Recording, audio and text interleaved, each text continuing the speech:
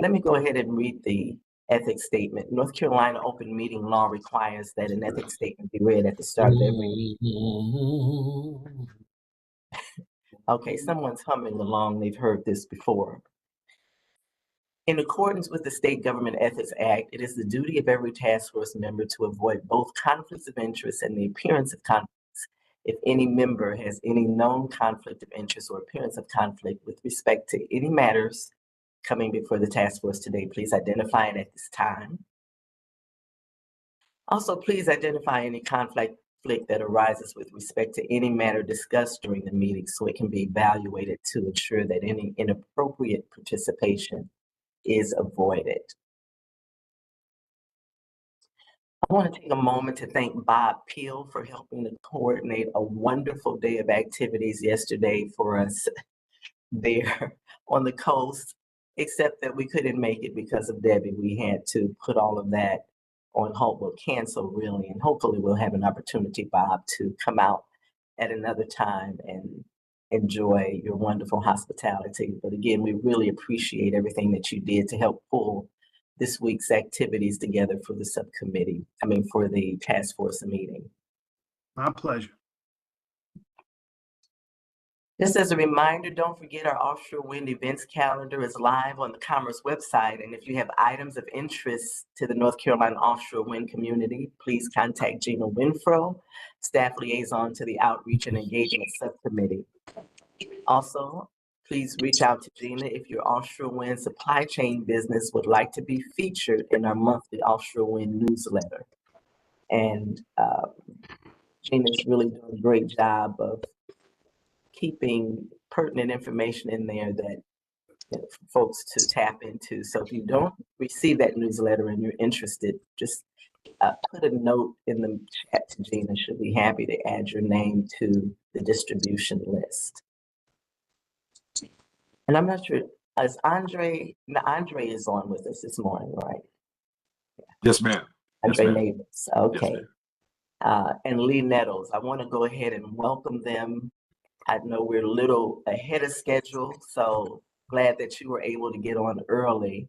Andre is the Partner Relations Manager for Visit North Carolina, EDPNC. And Lee Nettles is the Executive Director of Outer Banks Visitors Bureau, the official destination marketing organization for their county's Outer Banks. So I'm going to go ahead and we'll start with Andre. So thank you for joining us, Andre. We would love to have been there with you in person, but appreciate you joining us virtually. No, my pleasure. And yes, would love to have been there as well. It's always good to be in the Outer Banks, although this weather is probably not a good time to be there, but nonetheless, it's still always a great time to be there. And we're definitely, sends his apologies for not being able to attend today. He's actually taking his daughter back to college there in New York, so that's why he wasn't able to be here. But he did want me to at least kind of reiterate, to the group the importance and the support of Visit NC and EDPNC and the tourism industry with this program. He was even talking about some of the things that are happening in other places. On the tourism front as well. For one was an example he had talked about was book your 10-hour wind farm, mahi and tuna trip. So a lot of folks are using those types of mechanisms, to continue to further the cause of offshore wind farms. So just wanted to make sure I reiterated that to the committee today, but I don't want to take up all of the time because I know Mr. Nettles actually has a lot more information that I think he wants to give. And I believe Chris Chung is with us today as well. And he may have some words that are in regards to the EDPNC later on as well. But if it's okay, I would like to go ahead and introduce Mr. Lee Nettles and let him do his presentation, if that's okay. That is perfectly fine. I'm sure Lee is ready to go. And let me just mention for folks who don't know, of course, again, Lee is the Executive Director of the Outer Banks Visitors Bureau. In addition to his marketing and promotion duties, Lee is responsible for the daily operation of the Visitors Bureau, which includes 4 welcome centers. And prior to his work with the Outer Banks, Lee was the vice president of marketing for the Wilmington Cape Fear Coast Convention and Visitors Bureau. He's also a board member of the EDPNC, the Economic Development Partnership of North Carolina, since 2018, and he's the current chairman of the North Carolina Travel and Tourism Board. So Lee is also the past president of the North Carolina Travel Industry Association and a current board member. So with that, Lee, please welcome. Thank you, Madam Chair and task force members. It's a pleasure to be with you one way or the other. I want to thank the task force and whoever made the decision to go to virtual, because this morning I woke up to sunshine, and certainly that wouldn't have happened if you all had been out here. I'm gonna take a rip at sharing my screen, but I will say that WebEx doesn't play well with our firewall, so cross your fingers.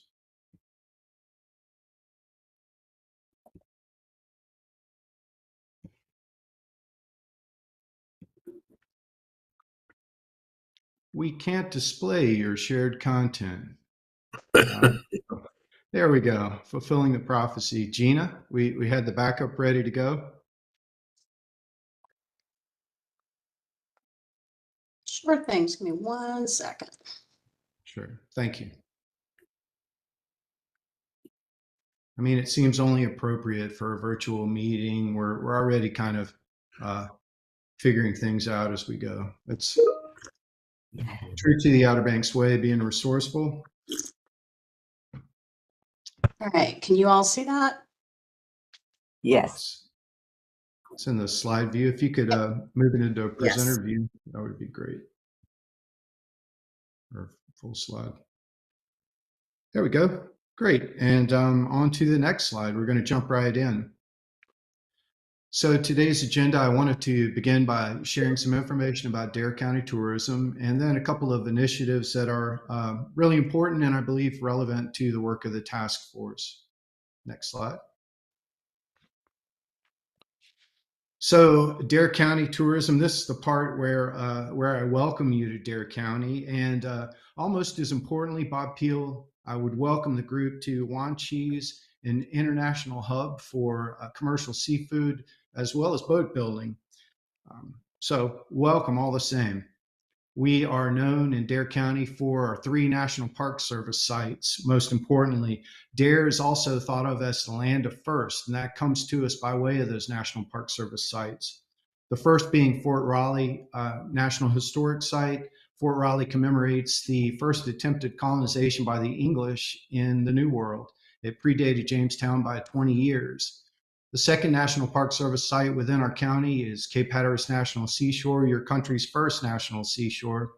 And then finally, Wright Brothers National Memorial, where, of course, the Orville and Wilbur had that first flight back in 1903. And relevant and germane to this group's activities, we have great sustained winds, as you well know. Next slide, please.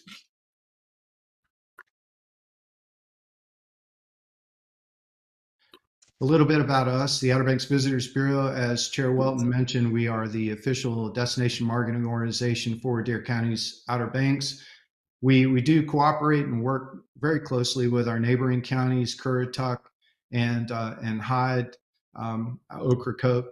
But because we are created and funded through a countywide tax, that's why our primary focus is on Dare County. We're governed by a 13-member board of directors. That board has representatives from the 6 town governments that we have, one from the county commissioners, and then we have various tourism segments represented as well, such as hotel, motel, professional property management, vacation rentals, restaurants, the Chamber of Commerce, and then we have a couple of public at-large seats. That representation gives us coverage from one end of Dare County's Outer Banks to the other. It's been great. That was set forth in the legislation as well. Our mission is to promote Dare County's Outer Banks to overnight visitation with particular emphasis on the less than peak months. This is going to come up in a variety of ways throughout my presentation, but our mission from the beginning has been to try and boost the shoulder seasons, the off season, not cram more people into the summer. We've been aware of the visitor experience and the quality of life for the residents from the beginning. Next slide, please. A little look at our Dare County tourism economy. And I will remind you that tourism is economic development. As Chair Welton mentioned, I have had the pleasure and the honor of being on the EDP&C board for 5.5 years now.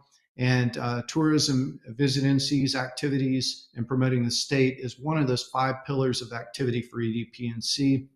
Here in Dare, our direct tourism spending is close to $2 billion, which ranks us 4th in the state. We attribute more than 12,000 tourism jobs within the county. What's most significant about that is that 12,000 represents about half of the jobs within Dare County. So obviously tourism is our primary faraway economic development vehicle. We generate about $140 million in state and local tax revenue annually. On a per capita basis, because we are a small community, around 40,000 people, that equates to close to $3,700 per Dare County resident in tax relief, tax savings. To compare that to the state has a figure of about $518 per household. I will say, though, that the tourism industry is very robust. More than $35 billion in direct spending and more than 220,000 jobs attributed to travel and tourism. Next slide. This is kind of getting into the weeds a little bit. Occupancy collections, a couple of takeaways from this. We track on an annual basis, of course, month to month, and you can see that things got a little crazy there due to COVID. You can see that fluctuation, the huge fluctuation. We'll see it in just a second as well. The thing that I would point out about this slide is that the majority of our business, anywhere from 60 to 70% of our annual business, happens in 3 months, June, July, and August. That makes us extremely vulnerable to storms, road closures, bridge closures. We've done it all. So our interest, as I pointed out with our mission before, is to try and flatten out that bell curve, to try and make us more of a year-round tourism economy, making us less vulnerable, but also providing consistency for the jobs that are here, have more full-time jobs, and we believe one of the primary opportunities being associated with wind energy development near our area. Next slide, please. This is another look at our tourism business, the occupancy collections. We're looking at this as a percent change year over year. And one of the hallmarks of tourism, yes, we are reliant on it, but it's been incredibly consistent and resilient for us despite all those different man-made and natural calamities that we faced. It's been steady as she goes for the most part, particularly in the last 10 years. We've seen that average of 4% growth year over year. And have become very dependent on that, and we can count on it until you hit a global pandemic, and then you see those spikes out towards the end. We completely closed to visitation for 2 months. Everybody wondered what would happen. We opened the bridges again, and lo and behold, we were an extremely popular place for people to come and visit. So that just exacerbated some of the issues that we had seen going into it. There's always been somewhat of a rift between locals, the negative impacts of tourism, despite the positive impacts of it. COVID really brought that into focus in a big way. So we became aware that we needed to, more than ever, change our approach and broaden our consideration of tourism in the local economy. Next slide, please. So this was more of a historic view, a historic consideration of tourism, the tourism industry. Think of that medicine in the spoon as the $2 billion in spending, the 12,000 jobs, the tax relief for residents. You can say those big numbers to local residents all day long, but they still have the expression of the child here. We have historically been in a position of demand generation, and take your medicine, we know it's good for you. COVID brought to bear just the stresses that this wasn't appropriate any longer. We had to have a broader consideration of what to do and how to really bridge that gap between locals and visitors. Next slide. This is exactly the point. We really started considering heavily, how can we leverage the power of tourism to do more good within our local community beyond just the big numbers, which are so important. It's our main economic engine, but is there more that can be done? And we found several ways, in fact, that we could enhance that. Next slide. One way was the development of a long-range tourism management plan, the LRTMP, which for once got us beyond thinking 1 year, 3 year, but looking more at a 10-year focus, which is extraordinarily rare. We never had that benefit. We never had that luxury before. So we created the plan, as you'll see on the next slide. It involved some key goals. What were we trying to do? We were trying to create a plan over a 10-year period that could allow tourism, the industry, to grow responsibly and sustainably over time. We wanted to even try and leverage tourism to enhance what we had that was so special here, environmentally, culturally, economically, and to really try and improve, at the very least, not denigrate the local quality of life. And this is important, we believe, because in order to grow sustainably, you need to find that balance. You need to be able to manage both the positive and negative impacts. These themes about growing responsibly, sustainably, and finding balance, working with the local community, I believe all these characteristics and traits are relevant for the activities of the WIN Task Force. Next slide. Just a quick look at what that process entailed.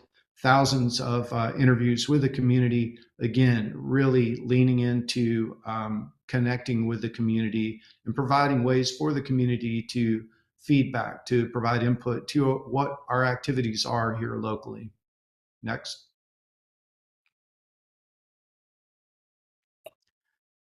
We'll share this with the task force members in case you're interested. It was a really well-developed plan. We're proud of it, and a lot of information in there that may be relevant to your activities. Next. Within the plan, we had 4 strategic goals. I think that some of these are appropriate and meaningful for you, more than one, but I would direct your attention to the second goal, adopt an integrated approach to improving environmental stewardship. Next slide.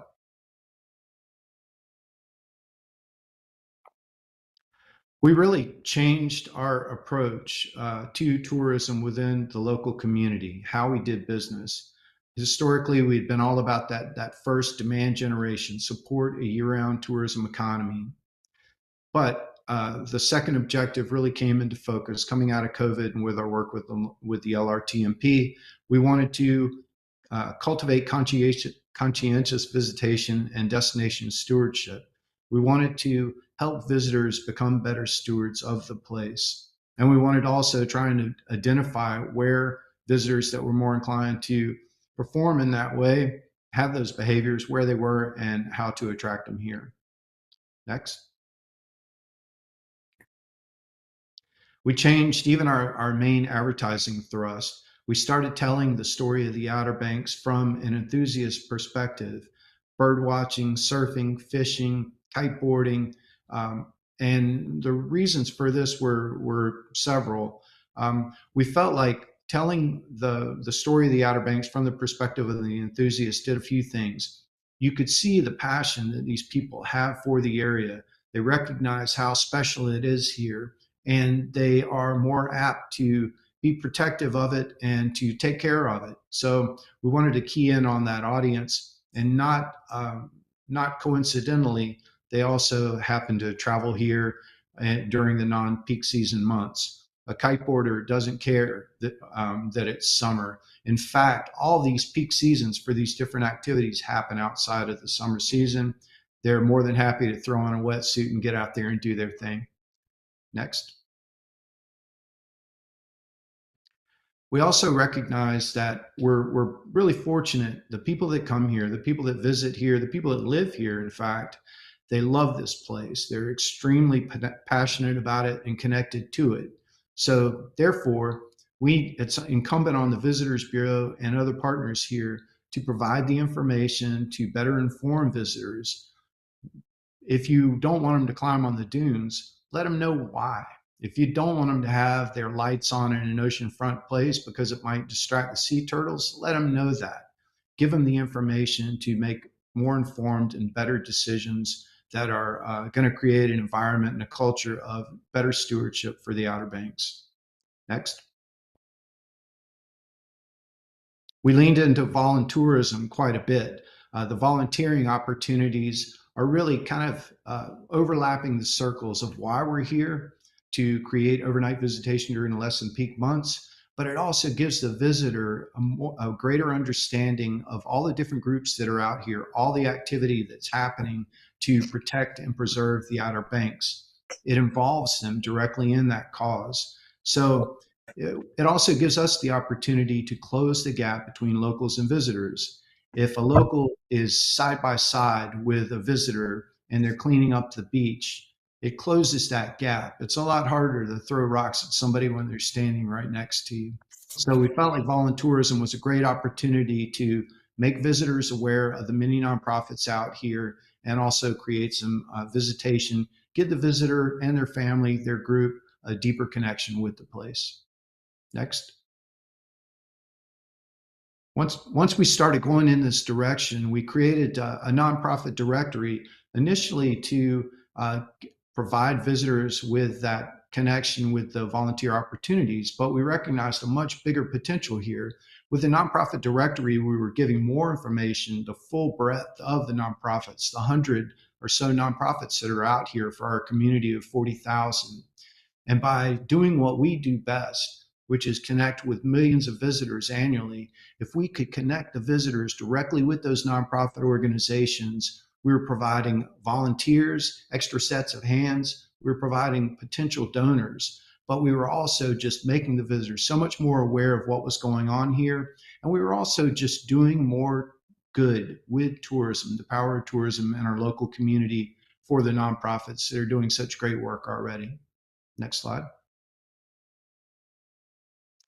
This is a video. This was a recommendation that came out of the Long Range Tourism Management Plan to create a tourism pledge. We thought it was a great idea. It's been done in other areas. We're one of the first within our state to come to this. The Outer Banks Promise, it was just launched at the end of June, and we'd like to show it to you now.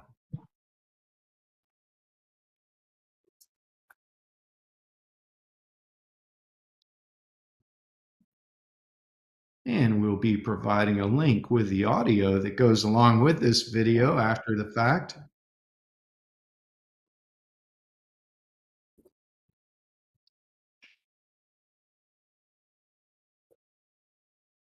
The 7 steps of the Outer Banks Promise, as you can see, are written in text there for online viewing. And leave no trace. Wander with wonder, sticking to roads and paths.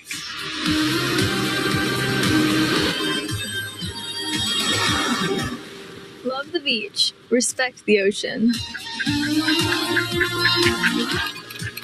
Be a wildlife star, observing animals safely from afar. Support local. Small acts have big impacts. Let's all work together and make a promise to protect the Outer Banks.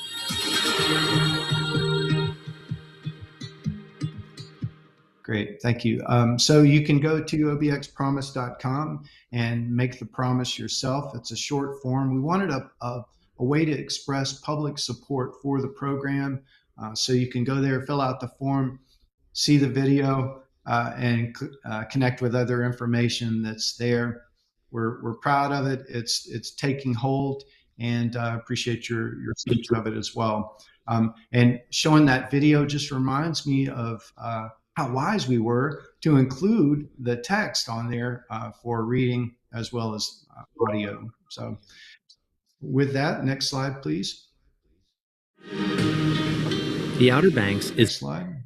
Yeah. There we go.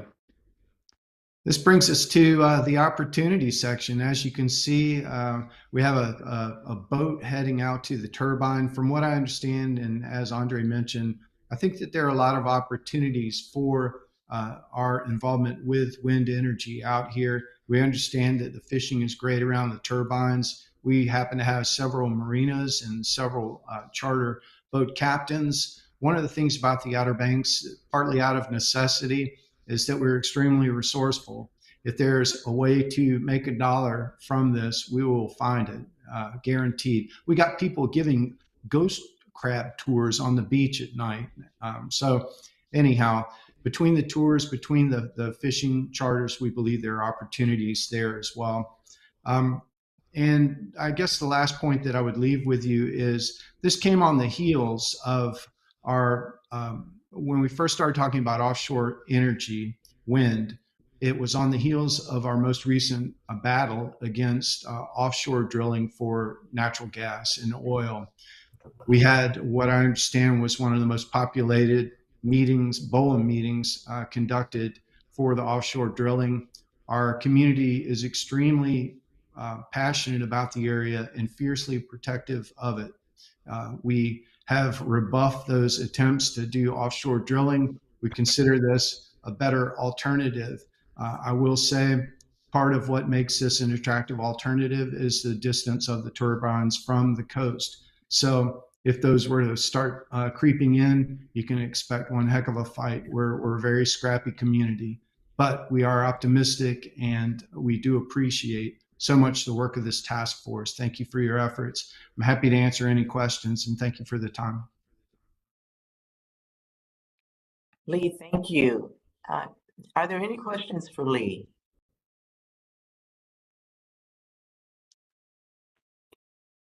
We're really excited about the opportunities. You mentioned you focused on the opportunities. And I know cleanpower.org released studies that show that there are very few negative effects on tourism and property values from offshore wind farms. And tourists are drawn to coastal areas to see, these towers. And it sounds like, yeah, which again can include boat tours, sightseeing flights, or onshore wind viewing platforms. And it sounds like there in the Outer Banks, you find a way to embrace those things that can be sources of revenue for your economy there. Indeed. And hey, from what I understand, each turbine has more than 8,000 different pieces and parts. Certainly with the College of the Albemarle and our excellent community college system throughout the state, plus our science and research facilities such as Coastal Studies Institute here locally, we see quite a few opportunities for our local area, but also to become a vital part of that supply chain that's being developed throughout the state.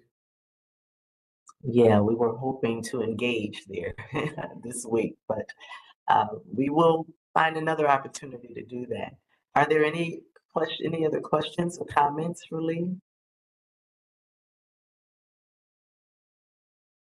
Madam Chair. Go ahead, I'm sorry. Madam Chair, it's Susie Hamilton. I just wanted to say greetings to Lee from Wilmington. Morning, Susie. It's good to see you again. Good to see you. What a great program. I love the voluntourism. That's really terrific. Congratulations. Thank you very much. We've always been somewhat conflicted, I think, just being in the tourism industry, because we know it is a good thing and an economic driver, but there's no denying that tourism causes some negative impacts. So to be able to dive headlong into supporting our local nonprofits and connecting with the visitors doesn't cost us a thing, but it's had a profound positive impact within our community. So it feels good. Thank you. Andre, would you like to add anything else to that? No, really not much. Lee's have a great presentation there. Again, Whit just wanted me to make sure I reiterated, our support, for tourism in general and for the wind farms in the area, and that you definitely have the support of Visit NC on these projects as well. And we partner with the Outer Banks on a whole lot of different activities. I really love the Make It Your Nature there. Our outdoor NC programs is something that we're really, really proud of. Leaving the place the way we found it is real big in our outdoor NC program, and really great to see and to partner with folks like the Outer Banks Visitors Bureau on projects such as that. Yeah, I think that's one of the important reminders for folks, being mindful of the environment while really taking advantage of the opportunity that offshore wind brings with it as well. Absolutely. David, did you want to add some comments? David or Bob? So, David, it looked like you were chiming in. All right, I suppose not. Any other questions or comments for Lee from the task force? Lee, thank you so much. That was a great presentation, very informative, and I think we're all excited about the opportunities for tourism in relation to offshore wind, and we look forward to being able to take full advantage of that in the near future, or maybe not so near, because we know it takes time to pull those 8,000 component parts together in a tower and get that up and running. Bob? Thank you, Madam Chair. Yeah, and Bob just came on camera. Bob, do you have any comments? I'm sorry, I had a technical issue and it wasn't the computer, it was me. But no, Lee and the Tourist Bureau down here doing a fabulous job, and it's always amazing to me what visitors deem worthy of their time as far as what they want to see while they're here. So I never knew that snow crabs or whatever the crab tours were going to be as popular as I've heard they are. But it's amazing, and we actually have tour buses riding through Wanchese in the industrial park, just trying to get a quick view of a boat shop. So it's really amazing to me, and Lee and his group do a wonderful job down here. Thank you, Bob. Well, thank you, Lee. We appreciate the work you're doing there, and thank you for joining us this morning. Again, it really was a very enlightening, I'm sure, for many of our task force members to hear all of the exciting things and opportunities for the Outer Banks. So thank you for joining us, and have a great day. Thank you. We hope to see you out here sometime soon. And we hope to be there sometime soon. Out Debbie. We'll leave Debbie behind. Okay, we are going to move on to our BOEM offshore wind energy permitting activities and Central Atlantic update. We have with us this morning Karen Baker, Chief of BOEM's Office of Renewable Energy Programs. Karen oversees the responsible development of renewable energy resources on the outer continental shelf through conscientious planning, stakeholder engagement, comprehensive environmental analysis, and sound technical review. Karen has more than 25 years combined private industry and federal government experience. So we look forward to hearing the update. Karen, thank you for joining us this morning.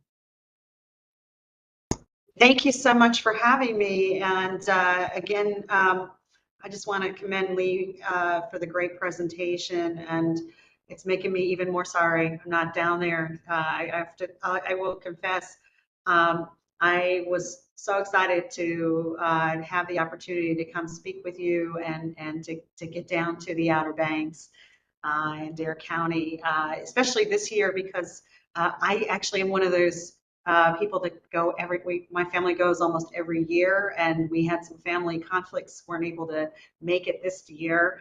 And so I was like, oh, this is a great opportunity. But and watching all that video just makes me my heart even more wish I was there. But I'm glad y'all are safe. I'm really glad that for the decision to move this to virtual. But sorry, I'm not there. And I will also say, it is beautiful in September and October, as Lee said, and we've done that too. And I again, really relate to everything in that video. So appreciate that. It's such a great setup for what I'm here to speak to.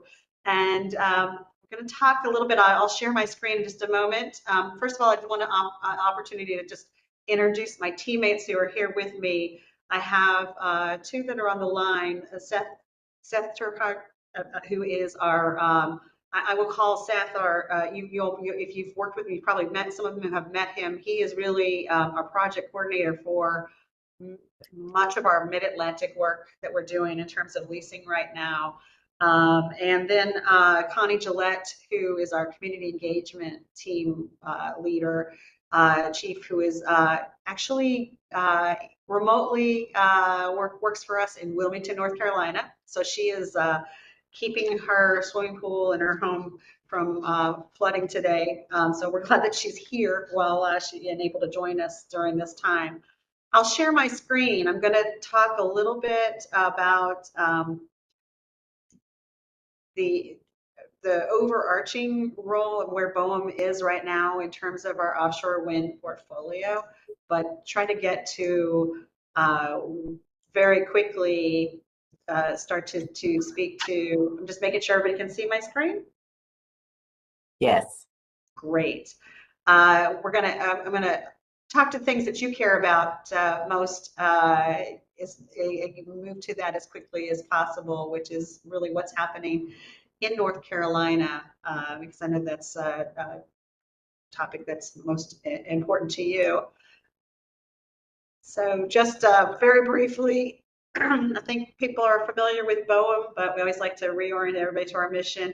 We manage the development of the U.S. Outer Continental Shelf in an environmentally, economically responsible way. About 3.2 billion acres of the U.S. Outer Continental Shelf. That has actually increased over the last year or so. I mean, it is 3.2 billion is our new number. As we've added some areas, the State Department has added some areas of the Arctic that we are also working in. I, as the chief of renewable energy, work primarily and really on all things renewable, which is 99% of the time offshore wind. This is a little bit about BOEM's core values. We published a strategic framework this year that speaks to how we operate. And again, this inclusive and transparent engagement is very important to us. And so one of the things we try to do is do engagements just like this, as well as within stakeholder communities, so that everybody understands where we are in our processes and has that understands the roles in that decision making. These are our authorities. Again, just a little bit about how we came about in terms of managing offshore wind. The Outer Continental Shelf Land Act gives us is basically our authority in terms of managing mineral resources and energy resources. And then the Energy Policy Act of 2005 had authorized BOEM to permit lease energy from sources other than oil and gas. And this is when offshore wind came on the scene for us.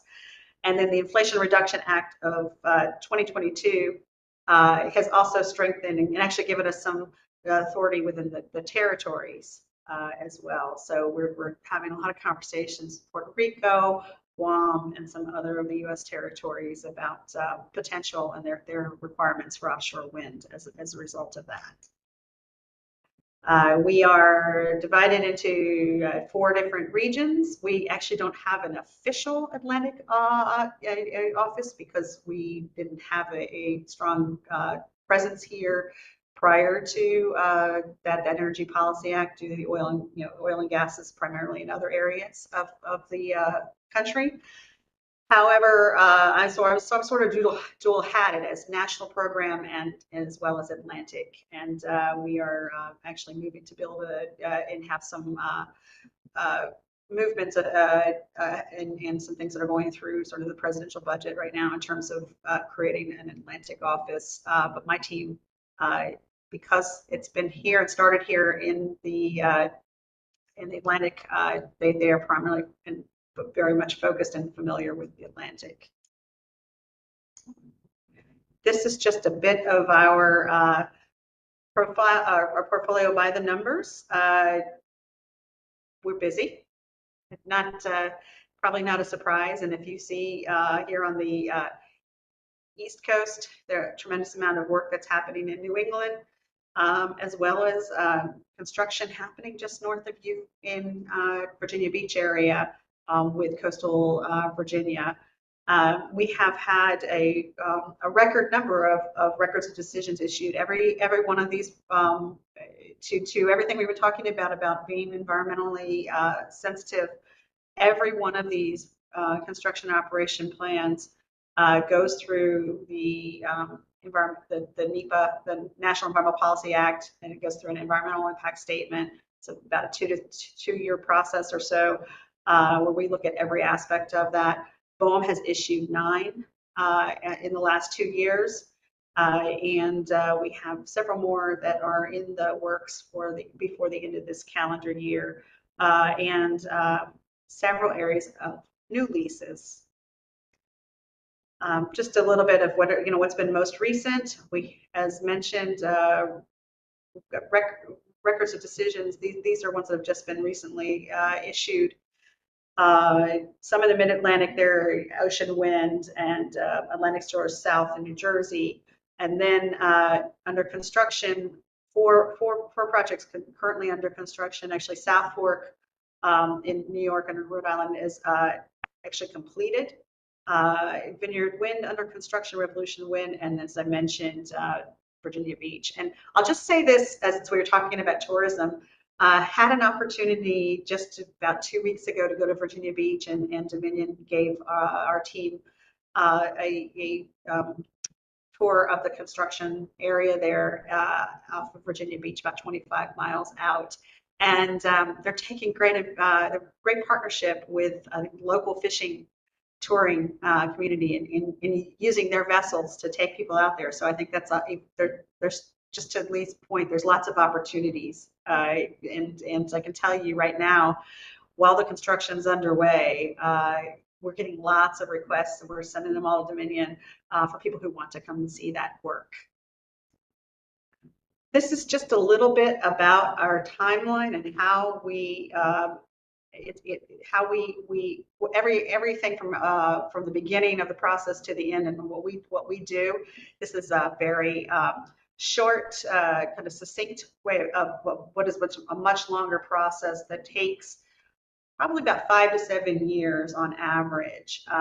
We start from the very beginning in identifying wind energy areas in this planning analysis phases. So there's 4 phases: planning and analysis, leasing, site assessment, construction, and then we start to turn it over to our sister agency, BESI, once we get to operations. But in that first phase, planning and analysis, we are working very closely with partner agencies, with NOAA and others, and looking at and working with stakeholders, state task forces, in terms of what is available, what is the best, where is best offshore wind, where are the best locations, and what can we do to avoid and minimize any impact.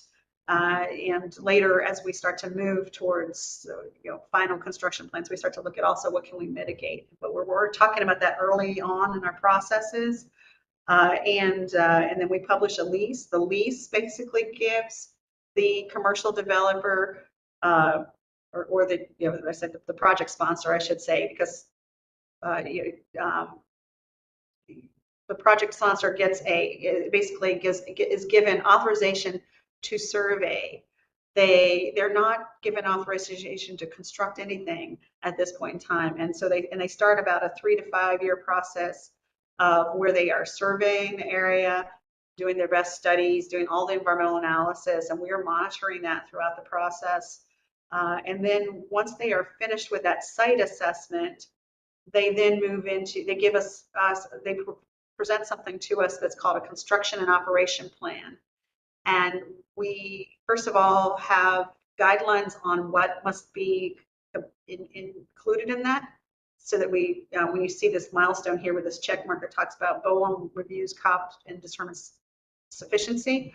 We have spent the last few years recently issued this year, guidance on what must be in that plan before it then moves to what we call the notice of intention stage in the NEPA process. And from that, where there's a 2-year environmental impact statement, and by law, by our regs and policies, we now have to complete that within 2 years. So we try to do as much upfront before we get into that phase, and then we move into a decision, and then then there's much more work that has after we have the decision in terms of reviewing their actual construction plans.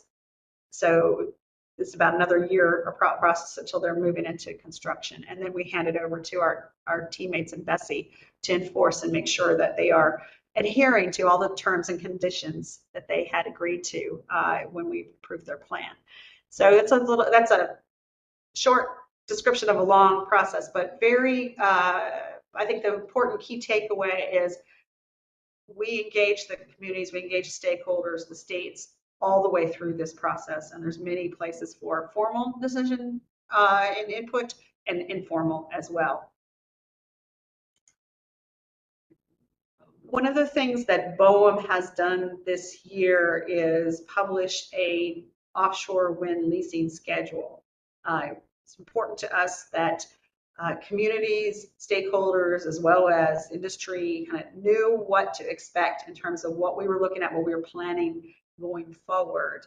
And so this is something that we've taken a more disciplined and rigorous approach to. We have published the schedule recently, and as you can see, we have two leases that are coming to this area. One a little bit sooner, Central Atlantic 1, but then Central Atlantic 2 is and I'm talking about both of those in the next few slides. So without further ado, Central Atlantic is actually scheduled for auction next week. We have kind of gone through this entire process, and we have published in June our final sale notice, and that auction will be held next Wednesday, August 14th. So more to follow on what what we'll see in terms of that. That particular leasing area, as we identified, and this really gets into the care that we try to take into this. We're not just navigating environmental and fishing concerns, but all of those are very, very important to us, but also national security, navigation. We work with our partners in DoD, the Coast Guard, NASA, and others. And there were some areas that were identified off the coast of North Carolina in this lease in our earliest part of our process that we unfortunately had to take off the table at this point in time due to some of those concerns. And what we have done, definitely at the urging of the state government in North Carolina, but many others, as is agreed to and have set a timeline for Central Atlantic 2. And that process is starting now in the conversations that are happening. It starts with a call for information very, very early in this process. Really what we're going to do is go back and revisit the areas that we had to take off the table and really look at the entire region again. And with the call for information, it's important to note that that is all that is announcing an intention to look at this area, asking the public for information. And this is you can read from the slide, a tremendous amount of engagement that's going to be happening up through the spring of 2026 to include some task force meetings in September and some engagement periods related to that. And Seth is the lead on all of that. So if there are specific questions, I'm sure he can answer those. This is just a little bit about the ongoing projects here. As you know, Kitty Hawk North is in the state has been identified. with current construction operation plan, and we're moving towards a draft environmental impact statement. Leslie is Kitty Hawk North, however, I think, Seth, if I'm correct, this is the one that has changed. That's correct, Karen. This is the Yeah, project that's so anticipated in the transition. so Dominion recently purchased this lease, and I won't get into any of the specifics on this, although what it's typically happens is when there is a purchase of a lease and a new owner takes a little bit of time to assess what's been done, and we look at and work with them closely in terms of revalidating the schedule. So that's where we are right now with that process. And then also Kitty Hawk South, which is, as its name suggests, a little bit further south. Still, it's really in its construction and operations plan development. So we are still some ways away from any kind of commissioning. Maximum of 121 turbines there, and again, happy to provide any more details about these. Everything that we speak to and talk about these projects is up and available on our websites, public information. Happy to answer other questions about it, and happy to help you if you're engaging with your stakeholders, either by presentations and being there, or definitely making sure they understand where they can find information, when they can engage, and how they can do that. So we want to be as transparent as possible with all that information. We are also in preliminary phases on Carolina Long Bay. This is one that Seth also works as well. And so they are doing all their site assessment activities right now. So a lot happening in the future here in North Carolina that I believe will, again, we're going to work very, very closely to ensure that this is done all very responsibly with full engagement. But just as Lee said, I think we're excited about the potential. This is just a little bit of a wrap-up slide, just something that I always, as I talk about what BOEM does, we are, I've worked with BOEM for a little bit more than 2 years now. I came here from the Corps of Engineers, where I worked in coastal issues pretty extensively. As I came on board, started to shape what, how we talk about our role. We'll get lots of questions about that. And of course, coming from a large organization from the Corps, I'm really amazed at BOEM itself. The entire bureau is about 600 people. So I've been fortunate. I've got a great team working on offshore wind day in and day out. We have others that work on other issues, and I know that you engage with BOEM. Our marine minerals resources does a lot with beach renourishment and things like that too. So we're pretty busy. We start to look at, where are our authorities, what are we doing? And so I see my role as providing certainty, accountability in the permitting for all our stakeholders, for industry, so they understand when decisions are made, how we make decisions on what they're submitting to us, as well as our stakeholders understanding where they can be engaged and be at the table of those processes. And as I mentioned before, there's lots of opportunity to do that, and we welcome it and encourage it. And then ensuring that there's a strategy and opportunity going forward with leasing. And then what's really important, I think what's key to the discussion here, is our role in building partnerships. As I mentioned, we are kind of small but mighty, as I always say, and but there's so much more in this arena where offshore wind can play a role, and industry can play a role in engaging in this, and we're happy to help broker and connect people. And as we're seeing this and what we're learning, and really sort of building a lot of lessons learned and best practices, happy to share, and again, happy to connect as we can. So that's a little bit about us and what we're doing. I'm happy to take more questions, any questions, and again, I've got some lifelines here too. Thank you so much. We really appreciate that, Karen, and you taking time to present to us today. Sorry that it wasn't in Wanchese, but perhaps we'll make another occasion to do that. Any questions for Karen? Does anyone have questions for Karen?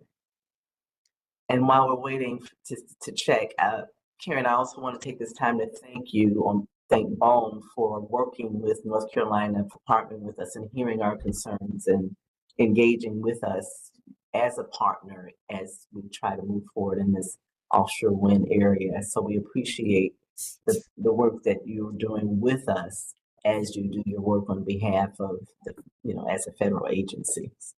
Hey, Marquita, it's Ashley. I don't have a question per se, Karen, but anytime there's a new lease area that comes up, I'm kind of curious what BOEM's 30-second elevator speech is regarding lease areas and where the money goes, because that is something that the John Q. Public is always very interested about, is when an area is leased, where does the money go? How is it used? And then I do have one question, is just how involved are you regarding the upgrades to PJM specifically? So on the first one, I know you said it wasn't a question, but first of all, at this current time, if you're talking about the revenue from the lease that we collect in terms of the leases, that goes to the general treasury at this point in time. We hear from a lot of stakeholders who have some challenges with that, would like to see that go to other elements in terms of community benefits and other pieces of that. Some of that's the law at this point in time. And then I'm not sure the other question, and maybe I need to kick this one to Seth. Seth, my question was really what is, how involved are you guys with the importance of and the necessity of the upgrades to PJM and what's being done? Yeah, thanks for that question. So BOEM's role is not quite as tightly tied to onshore transmission concerns. We have a role as it relates to sort of the offshore component of transmission. That said, BOEM does partner with the Department of Energy and is involved in some level of transmission-related planning activities. So I would say our role is very limited there. However, we do, through partnership with the Department of Energy and through other consortia, have engagement on the transmission front, but it's much more limited in terms of our direct role.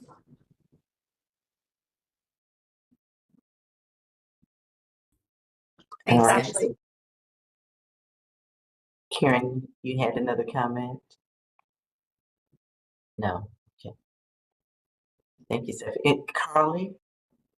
Yes. Hey, this is Carly Lohan from the Southeastern Wind Coalition.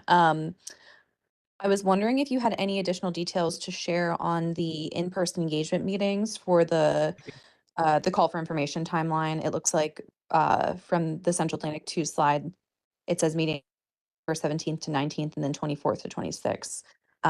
Just curious if you have any location details or anything extra to share there. I believe we do, and I'm going to go to Seth for the details. Sure, absolutely. Yes. So as Karen shared, we are anticipating rolling out and publishing the Central Atlantic 2 call for information and nominations later this month. And within that announcement, we'll have details that will specify the dates and locations for the outreach meetings. But the intent is really, as we're at this early stage of the second round of planning, to have some early in-person engagement throughout the Central Atlantic region. We are at this time, and I think I can share it, we are anticipating that outreach beginning with an open house in Morehead City, North Carolina on September 17th. I'm sharing that information. It's still, we're largely confirmed, but please take a look at that formal announcement that will roll out later this month. We're giving you a little bit of a sneak preview. It's not published, so it's not a final decision, but just so you all can plan. No, that's actually incredibly helpful because I'm in the process of planning events for the 17th and 19th. So I know to look for some other dates so I can make sure to be there. So I appreciate that. Thank you. That sounds great. Again, please plan to take a look at that formal announcement when it does roll out. That will have the firm dates and information. Wonderful. Thank you. And we'll also be holding some virtual meetings around those. So we know North Carolina is a big state. Sometimes it's hard to get to some of the locations maybe, but that's why we hold virtual meetings as well. Thank you. Any other questions or comments for our BOEM team? Again, Karen, we really appreciate you joining us this morning and giving us that update. And thank you, Seth and Connie, also for joining in as well. Thank you so much. And if you have, I'll just add to that final comment. If there are suggestions of places we need to be, Connie would be a great resource in terms of understanding if there's some community we should be talking to, or somebody that or a location that is ideal. I know from so many of, we're up and down the East Coast, and sometimes we will miss somebody, or inadvertently, leave a community out because, well, we need to be in this location. So suggestions are always welcome too. All right. Well, again, thank you, and we appreciate you joining us today, and look forward to our next occasion. We're going to move on to the North Carolina Department of Commerce Clean Energy Update with John Harden, our Executive Director of Office of Science, Technology, and Innovation, otherwise known as OSTI. John, turning it over to you. All right, thank you very much, Marquita. Can you hear me? Yes, we hear you. All right, well, thank you. I should note that I am standing in for Jennifer Munt this morning. She is in Europe at the moment. And so in preparation for this presentation, I said, Jennifer, I think I'm going to need a little help with some of this content, because I'm tangentially involved in some of these issues, but she's very directly involved. And so she said, no problem, John, I got it. I'm going to give you plenty of content. And boy, did she deliver. There is about an hour's worth of content that I'm going to cover in probably 20 minutes. I'm working off notes here, and I'm going to try to get as many of the details as I can while also staying on time. So I'm going to start with her takeaways from the last meeting. We have three. Number one is that offshore wind is now a reality in the US. When North Carolina started this journey to really dig into offshore wind and the opportunities more than 4 years ago, it was not a reality in the US. It was a goal, but there were not any turbines in the water then, but there are now, and you're going to see they are coming on fast, as Aaron Baker also alluded to. Second, Commerce is working on a lot of fronts to ensure that we benefit as a state from the growing offshore wind industry. And three, you all, as part of the Towers Task Force, are a big part, particularly with offshore wind, with respect to North Carolina's clean energy future, which is North Carolina is a leader on that. I know that Chris Chung and others at the EDP&C tout that a lot. That really helps a lot of companies become interested and grow even more interested in North Carolina, and that's just a great thing for the state. So there's a couple of pictures on this slide. Let me tell you what they are. The first picture that's on the left is a picture of a vessel called Eco Edison, and on May 11th, it was christened as the first ever US-built service operations vehicle, or SOV. And it was commissioned at the Port of New Orleans. And that's important because, as we've discussed in this task force, there's a little federal law called the Jones Act that means that all ships that do work on offshore wind and do other work off the US coast need to be commissioned in the US, and they also need to be crewed by a US crew. And currently there are no offshore wind vessels that meet that standard. This is really the first one to do that. And so this one was built by more than 600 workers. So 600 people were involved in the building of that across nearly 1 million working hours. It's going to be deployed for the operation and maintenance, or O&M, of Ørsted and Eversource's South Fork Wind, Revolution Wind, and Sunrise Wind that will be developed in the near future. And so that's a great development. That's just the first of many. And keep your eyes open for more ships along those lines and other ships of other types related to offshore wind that are going to be commissioned in the coming years. In the picture on the right, that is from an announcement in May 29th, where Dominion Energy announced that it had installed the first monopile foundation for the Coastal Virginia Offshore Wind Project, otherwise known as CVOW. And many of you all have been out to visit the CVOW project. That is 29 miles off the coast of Virginia Beach. And a couple of, or two or three major stats with respect to that. Ultimately, when that's done, there will be 176 towers that will be installed. And in the process of installing these towers, several steps have been taken to protect endangered species. For example, the North Atlantic right whale. No monopiles are going to be installed between November 1st and April 30th. That's the time when the whales are expected to be migrating through that project area. And so special care is taken not to do work, installation work during that period.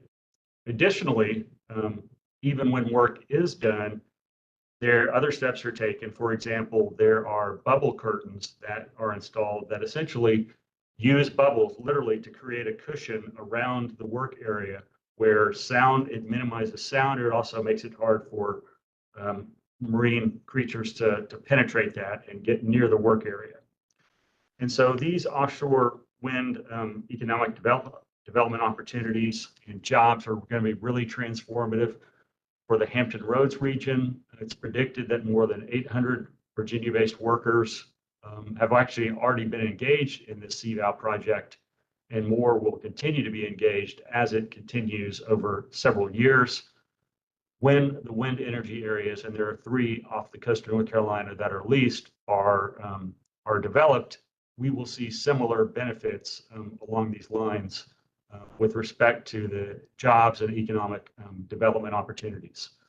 So it's, on the one hand, it's easy to think how much activity is really going on with respect to offshore wind. Well, unless you're out on the coast, 20 miles off the coast, or in a manufacturing facility or on a port, you may not see it. But rest assured, there is a lot of activity that is occurring. So what we're going to talk about in the rest of this presentation is I'm going to give a little bit of market and policy updates. I'm going to talk a little bit about federal activities, but I'll go pretty light on that because Karen Baker covered a lot of that from BOEM. And then we'll talk about some state activities. Some of that Karen addressed, and then some other activities as well. All right. Good news with respect to the offshore wind market and policy update. Offshore wind momentum is continuing to grow. This is the projected offshore wind outlook all the way up to 2035. Assuming that stays on target by 2035, there would be more than 40 gigawatts of cumulative offshore wind capacity in the ocean.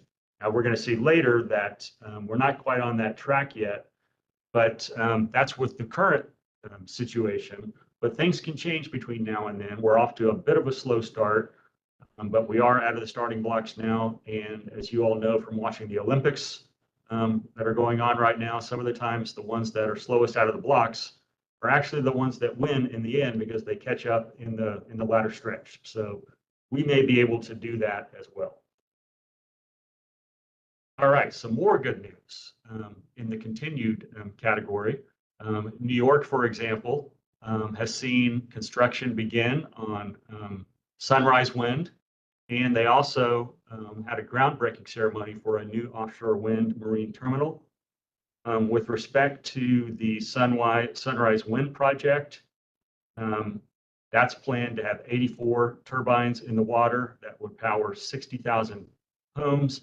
It's expected to be completed in 2026, and it will be the biggest offshore wind park in the country until CVOW, what we discussed earlier, actually comes online. So at the same day that that was announced, NYSERDA issued its 5th offshore wind solicitation. And so they continued to solicit, opportunities for additional development. And then third, in July of this year, they had a groundbreaking at the South Brooklyn Marine Terminal. That's going to be a 73-acre project, and it's going to be the largest dedicated offshore wind port in the U.S. And it's going to support the Equinor Empire Wind 1 project for staging and pre-assembling of turbine components. So again, offshore wind is happening now in the U.S. It's also the case that California, 2 additional states, California and Delaware, have now established pretty strong offshore wind commitments. This map comes courtesy of the North Carolina Clean Energy Tech Center. Steve Callan heads that up. And they have a database called Desire. And you can see the link there. And they now just recently put up this map that shows the offshore wind energy targets. This is from June of 2024, so it doesn't include the new targets from California and Delaware, but I imagine it may actually now, or it will soon. But as you can see, that California, their Utility Commission proposed a decision to procure up to 7.6 gigawatts of offshore wind capacity. In Delaware, they have a bill that was passed that develops a procurement mechanism for between 800 and 1,200 megawatts of offshore wind. North Carolina doesn't have formal commitments, but it does have a goal of 8 gigawatts that is articulated in executive order. And so all these targets and all these goals are really important for helping to establish certainty for the market that helps developers determine where to develop and how quickly to develop. So those are important developments to note. More good news is that a critical supply chain announcement was made in the region recently.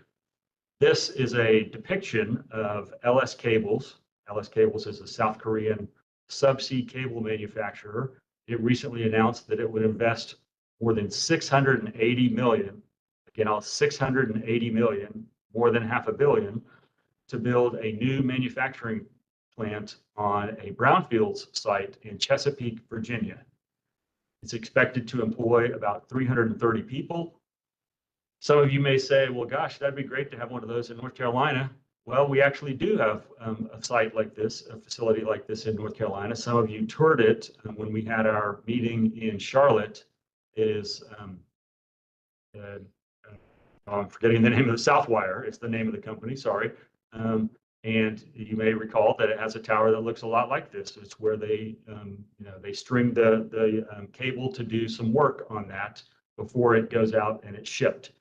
So it's great that Virginia has one too. This just helps the industry grow. And that's one of the things that we want to happen for the industry, because to the extent that the industry grows and matures and becomes a real industry that's serving a real supply chain, those benefits are going to redound to the region. And that's going to help North Carolina, even though this facility is in Virginia. And as you know, we have a partnership with Virginia and Maryland through the Smart Power Agreement to collaborate on activities whenever we can to help grow the region. So back to the offshore wind market and policy update. What's noted here is that while we had a target, a US target, to have 30 gigawatts by the year 2030, currently we're not on the trajectory to meet that. We're really on trajectory to make closer to 20 or slightly under 20. But again, things can change. You can be off to a slow start, but then the trajectory can change after that. And so to the extent that we keep working, the other states keep working, and everybody's rowing in the same direction, hopefully we'll make that trajectory speed up. Now, we've presented a lot of good news. There are some bumps in the road, some not so good news. As many of you may know, there was a blade failure just recently on July 13th, so very recently, on the Vineyard Wind project. And that's an actual picture of the blade failure. It's, as you all know, these blades are very large. They can be up to as large as a football field. This one is suspected to be due to a quote manufacturing deviation. And so luckily this is the only blade failure that's happened, and it is being contained. Incidents like this are very, very rare. The debris from the blade is non-toxic fiberglass fragments and foam. The developers of Vineyard Wind, Avangrid, and Copenhagen infrastructure partners, they've really mobilized quickly to have cleanup crews. They're continuing to coordinate with local, state, and federal officials on the cleanup process. The blade manufacturer, which is GE Vernova, is already conducting an investigation into what caused the blade to fail. And so they are on it, and the likelihood of this happening again should be low. And when it does happen, again, the damage has been very minimal. If you'd like more information on that, we certainly could share it. We have links to some news stories that talk about the failure itself and all the activities that have taken place to mitigate the negative impacts of that. As far as federal activities go, Karen Baker covered a lot of this. She talked about the auction that's coming up on August 14th, so I won't really cover that. The Central Atlantic 2, those are the areas that you see in kind of E and F that are farther out. That's going to begin in fall 2024. The activities are already starting on that, and hopefully we'll make some progress on that. And to the extent that that happens, that potentially could provide an additional 3 gigawatts of offshore wind energy that North Carolina could count towards its goal of 8 gigawatts. So currently, with the 3 approved wind energy areas that we have, we can meet somewhere roughly around 5 gigawatts, and when those are developed. But in order to meet that 8 gigawatt goal, we need to go beyond those 3 approved areas, and these new areas that have yet to be leased could help us meet that. And again, BOEM has a 5-year offshore wind leasing schedule, and they expect that up to 12 new lease auctions are going to occur up through 2028. Shifting to state energies, state activities, Karen Baker covered some of this as well. I'll go into a little more detail, although I'm not as well versed as Jennifer is on this. But as many of you know, Dominion Energy acquired Kitty Hawk North, which is off North Carolina's coast, from Avangrid, and that now is called CVOW South. And so that is in, Virginia will develop that. Now, this actually is good news. Some people took it as bad news, but the good news is that CVOW South would have a capacity of 800 megawatts.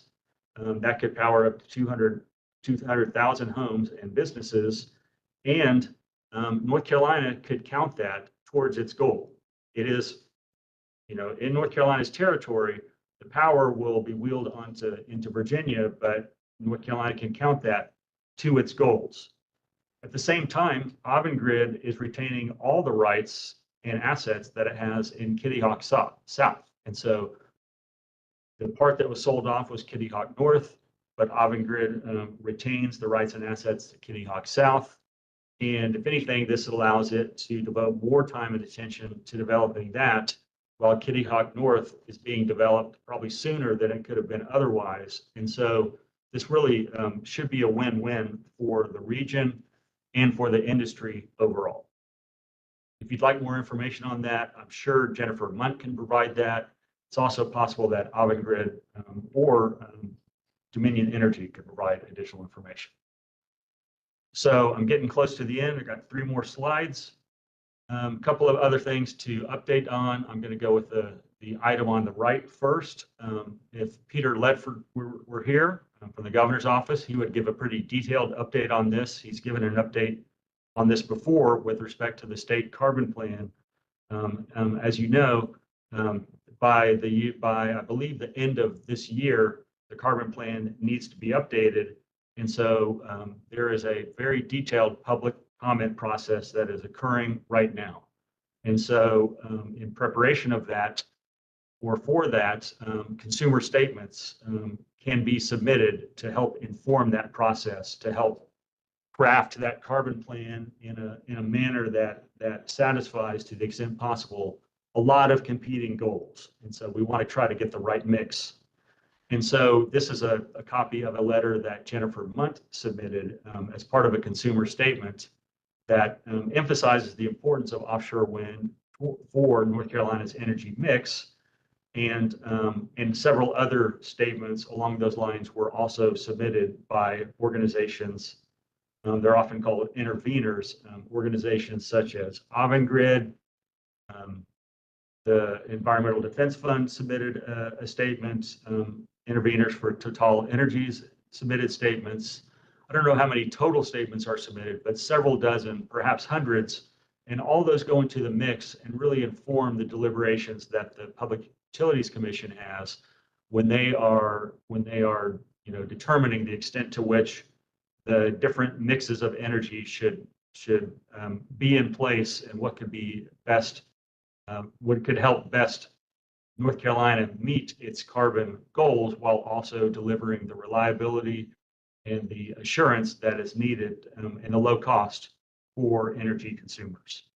So, so the work that Towers is doing, as informed by Jennifer Munt, and as to inform Jennifer Munt, has helped inform this process for the carbon plan. If you'd like more information on that, I'm sure Peter Ledford, who could not be available today, would be happy to provide additional information. The graphic that you see on the left is the region of service of a proposal that literally just went in last week from a group, a consortium called Clean Carolinas. We had a presentation from Clean Carolinas. Mike Mazzola was heading that up at the meeting that occurred in Charlotte. And that is a proposal team that's funded by an NSF, National Science Foundation, Innovation Engines grant.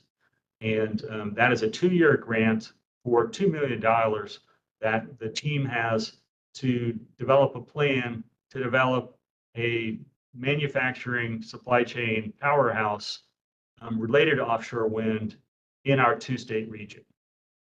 And the counties that you see shaded there are the ones that are formally within that region. Now, we just submitted a preliminary proposal just last week, and it'll be several months while that's being reviewed by NSF. If that gets approved to go to the next stage, that will allow the team to submit a full proposal to the National Science Foundation that is due next January or February. And if that proposal is awarded, that would mean that that team would be eligible for up to $160 million over a 10-year period to develop this manufacturing innovation ecosystem in that 2-state region. So we'll keep you updated on that. I'm part of the leadership team of that. Jennifer Munt is part of the leadership team, and several other people who were on the task force are also involved in that effort. There are several other state activities that are occurring. These are just examples of some of the conferences that either have occurred or will be occurring in the near future. Jennifer Munt has been involved or will be involved in virtually all of these as either a speaker or a panel moderator. And so we can provide additional information about those if you are interested. Finally, as far as takeaways to sum things up, again, offshore wind is truly a reality in the U.S. now. A few years ago, it was not. We are continuing to work on multiple fronts to make sure that North Carolina is a part of that, and you all, as part of the Towers Task Force, are leading the way on that. The graphic that you see here links to a story that, or actually a news release that went out about a study that was just released. And this was about a paper that was prepared by the Lawrence Berkeley National Labs and the Colorado School of Mines that was recently accepted for publication in the Journal of the Association of Environmental and Resource Economists. This study is important because it uses worker-level Census Bureau data to measure the impacts of, in this case, not offshore wind, but actually onshore wind but the impacts of that for the economy. And so the paper evaluated the benefits of these onshore wind projects. And what it shows is that there are significant benefits that are actually more pronounced for Black workers, for men, and for both low-skilled and high-skilled workers. And so this is one of the first truly in-depth studies of the economic impacts of wind energy development and construction of these facilities. And while again, that's for onshore wind, it stands to reason that those benefits will be as large, if not larger, for offshore wind projects, because the number of those projects and the scale of those projects are larger than for onshore wind projects.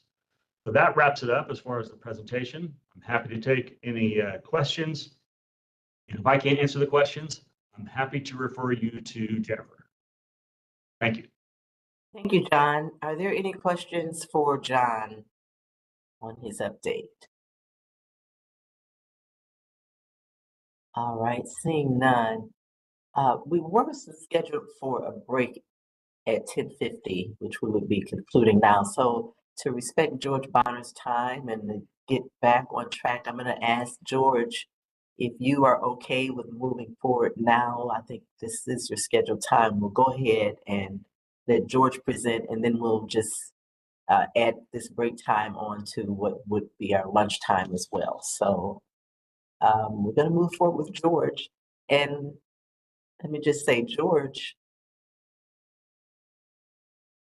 he serves as North Carolina's Director of Renewable Ocean Energy Program, leading research and development of the marine energy solutions across the University of North Carolina system. Following retirement from a 30-year career in the U.S. Coast Guard, George returned home to the Outer Banks for his current position at the Coastal Studies Institute.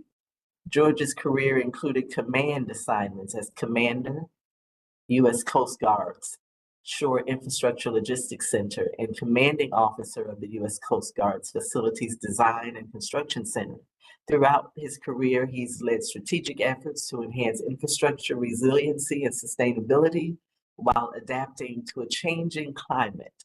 George is a North Carolina registered professional engineer and a certified floodplain manager. So join me in welcoming George. Thank you, George, for joining us this morning. All right, thank you. Can you guys hear me okay? Can you see the slides okay? We can, thank you. Okay, well, thank you to the task force for the opportunity to share a little bit this morning. I'm really obviously disappointed that we couldn't be here in person at the Coastal Studies Institute because we really wanted to share in person our campus and our team and the ways that we're supporting energy transitions. It's a really exciting time. And I really appreciate the leadership of this task force in promoting offshore wind in a responsible way. And we're excited about the ways that we can support that transition in the future, including building up the workforce that we need. So I'm going to share a little bit about Coastal Studies Institute, or CSI, a little bit about our North Carolina Renewable Ocean Energy Program and in ways that marine energy can help support clean energy goals here in North Carolina and beyond. And then talk about some of the ways that marine energy can complement offshore wind energy development or continue to complement that moving forward. And then if we have time, I have a short video of some of our testing activities here that we do here at our campus.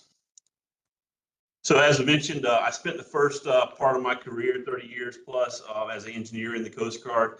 And I was able to return back here to Mania. But my time in the Coast Guard, you know, was a lot of it was protecting infrastructure and the mariner from the devastating or, you know, the dangerous forces of our ocean in our coastal area. And now it's exciting. How can we harness that energy in a responsible way? And that's obviously offshore wind is doing that, and marine energy is the same way. We're trying to harness that energy in a responsible way to support our clean energy goals. And working in the marine environment, it's a challenging environment, obviously pretty dynamic, and we want to do it in a responsible way to protect our environmental resources. But we're the ideal location here on the Outer Banks to do that. And that's where our CSI campus, we're on Roanoke Island, right here in between Mania and Wanchese. And it's a great location to do that. So this is where we're located here in Roanoke Island, just on the backside of Nags Head and the Outer Banks. We have great partnerships with North Carolina's Jeanette's Pier, which is right across at Nags Head, and that's where we do our in-water ocean testing program. And it's a great platform to do that. We get about 250,000 visitors there a year, so you can bring those technologies to students and to the public and help and get feedback on marine energy and see our testing programs firsthand. We also have partnerships with North Carolina Aquariums, which has an aquarium here in Roanoke Island, with the Army Corps Duck Research Field Research Site and Pier up in Duck, North Carolina, just north of on the Outer Banks, and then a number of other state and local partners. And then another one I want to mention is the Pioneer Array. So it's a funded, federally funded array of instruments that was moved from New England to the Mid-Atlantic this year. So it's an exciting program to better understand what's going on in the Mid-Atlantic Bight here. And we're definitely engaged on that. We're actually working with the National Renewable Energy Lab to develop a marine energy powered observation platform equipment that'll go be part of the Pioneer Array. So just some of the examples of some of the facilities we have here, and like I said, our partnerships. CSI was formed it's a multi-institutional research partnership with East Carolina, NC State, UNC Chapel Hill, UNC Wilmington, City State University. We obviously work with partners across the state and beyond, but these are the ones that are part of our formal partnership. We host students from UNC here in the fall, and then we host students, undergraduate students from ECU in the spring. These are just some of the areas that we touch on. We have interdisciplinary research here at CSI, and just some of the areas that we touch on beyond marine energy or ocean energy. Another one I want to mention is social science. Is an important part of what we do. We have social scientists here that help us engage with the public and the whole community to get feedback, and especially it's important for our program with marine energy as we move towards social acceptance. I mentioned the semester at the coast we do at ECU. There's just some of the pictures of some of the engagement. Students get involved in the community. There's a lot of volunteer work, and they get to see a lot of things related to interdisciplinary work here at the coast. We have an awesome youth program led by John McCord here. We engage with students through summer camps. We have summer programs where students from all over North Carolina get to visit and throughout the year and participate in programs. We have an awesome Sustainable Seas camp curriculum that he's developed, and they're finishing up the last week of camps this week.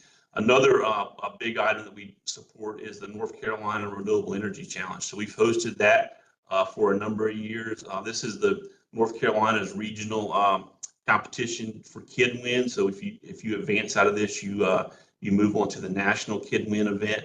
And then John and his team has also put together a really good part of that competition that includes marine energy. So that's been exciting that we've done that the last couple of years. And we're actually looking at ways that we can advance to a national level with our marine energy competition as part of that North Carolina Renewable Energy Challenge.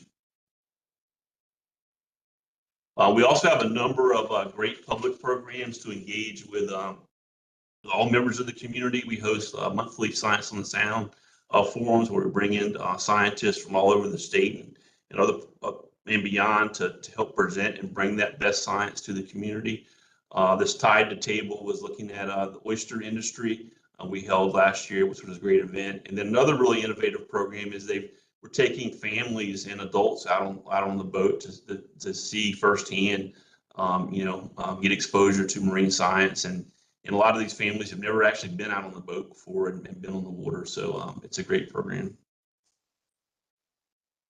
So we're going to shift gears now and a little bit about marine energy. So our program, when it was established by the state, was called North Carolina Renewable Ocean Energy Program. The term that's been adopted here in the U.S. and beyond now is marine energy. And that's how can we harness the power of our waves, our currents, our tides, and also ocean thermal. And this is a chart done by the National Renewable Energy Lab a couple of years ago that just shows the technical potential for marine energy, and that's including the wave, tidal, and ocean. And it's showing that we have 2,300 terawatt hours potential in the U.S. And wave energy is the biggest segment of that, roughly 1,400 terawatt hours per year. And so what that's telling us is that we could power 56% of the U.S. energy demand, or if we were just going to harness 10% of that, we could power 22 million homes. So we're interested in how we can leverage marine energy to complement other renewables to support our clean energy goals. Some of the benefits of marine energy, it can be predictable, especially when you're talking about tidal forces and ocean currents, and a very reliable source of renewable energy. Obviously, there's a lot of synergies with offshore wind, with supply chains and workforce development. And so how can marine energy, as it's developed and the levelized cost of energy is reduced, how can we complement offshore wind in the future is really important to us. Our program, we work across the colleges of engineering at NC State, UNC Charlotte, North Carolina A&T.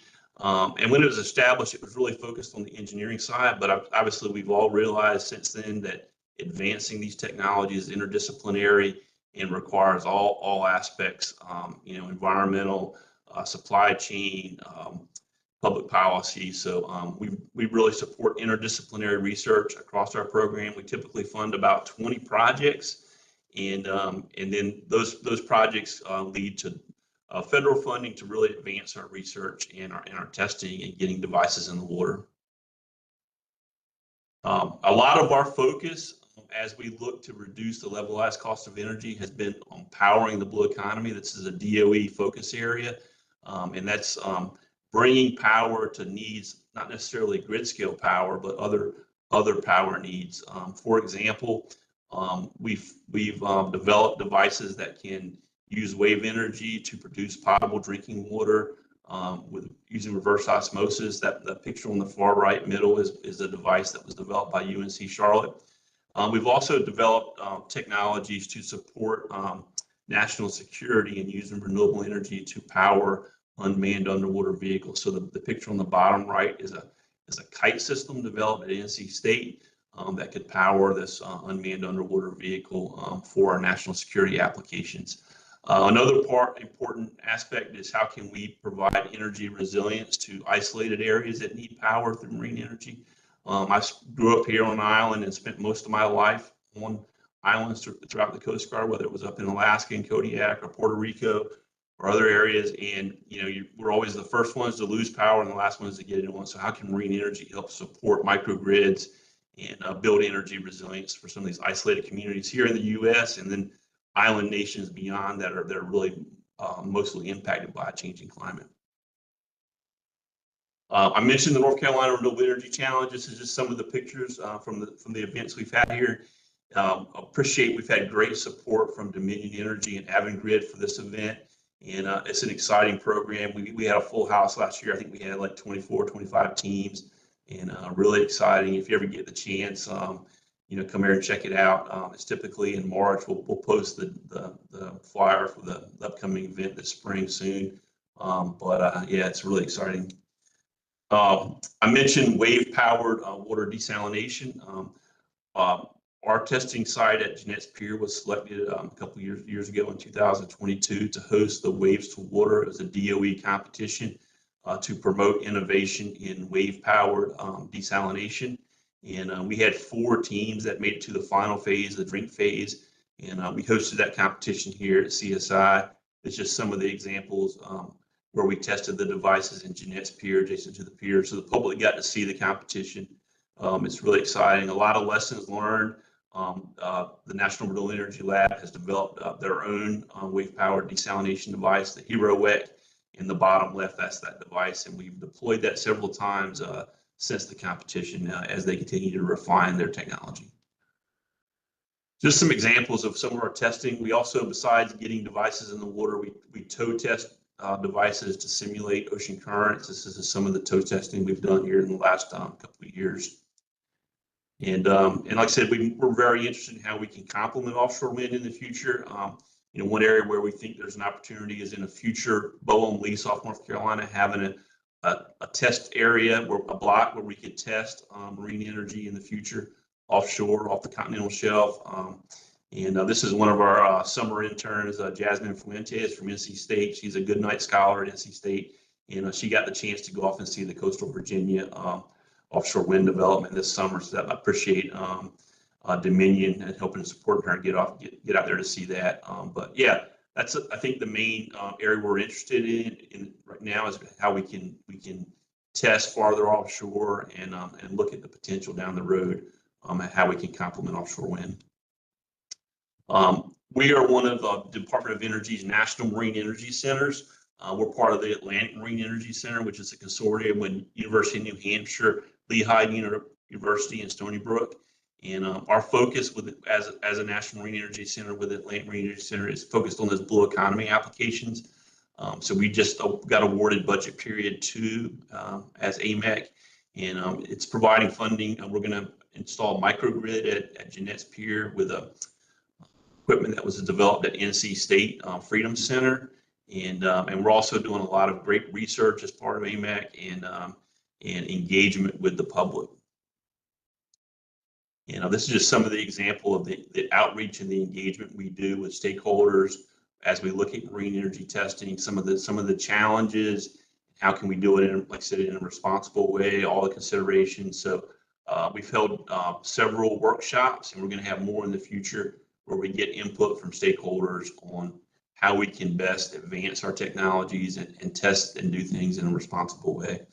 One item I want to mention is there's a recent bill introduced in the House, the Bonamici bill, which would accelerate marine energy with $1 billion of funding. So that bill is under consideration now in the House. We're also engaged at the international level. We're part of International Waters, which is a group of test centers throughout the world. It's led by the European Marine Energy Center in Orkney, Scotland. That's Mike Maleo and colleague from University of New Hampshire. We were out in Orkney last year. Includes folks from Japan, Korea, China, South America, and Europe. And it's been great to share lessons learned and how we can move the industry forward. The International Conference for Ocean Energy is in Melbourne, Australia this year, coming up in September. And this is just our students from North Carolina A&T that we've had teams from North Carolina participate in DOE's Marine Energy Collegiate Competition. The team from North Carolina A&T was picked as one of the winners a couple years ago, and we had a team from UNC Charlotte undergraduates that was one of the award winners this year. So it's been exciting to be part of that. And I'm going to end this show, if I can here, and show a quick video. Do I have time to show a quick video? Yes, you do. Okay, let me see if I can get back to the share video thing here.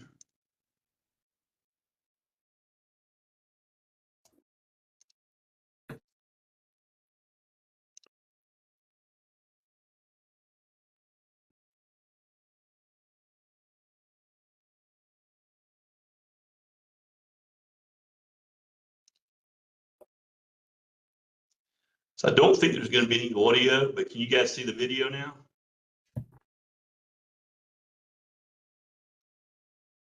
Yes, we see the video. Okay, so this is the National Renewable Energy device that we were testing. This is one of the devices that was part of our Waves to Water. That was a device developed by UNC Charlotte, and they've continued to get funding for advancing their technology. This is another device that we were deploying.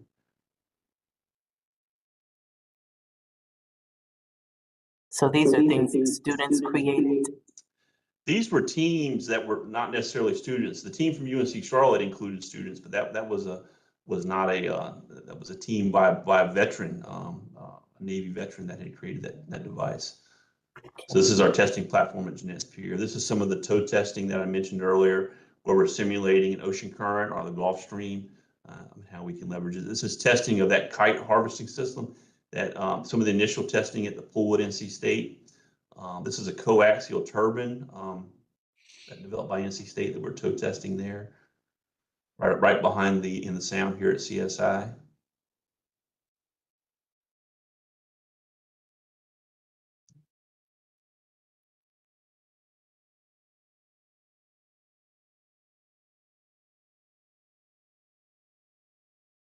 But I think that's it. So I really appreciate the opportunity. I'm open to any questions. If you get the chance, please come visit us, and hopefully we can host an NC Towers meeting here in the future.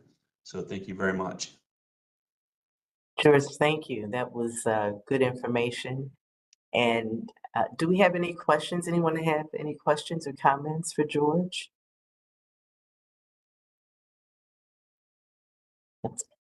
And, you know, I'm just going to put it out for thought. How's the weather in December? It can be very nice or it can be very bad, you know, but yeah. Probably not going to go to the beach, but you never know. We get some nice weather in December.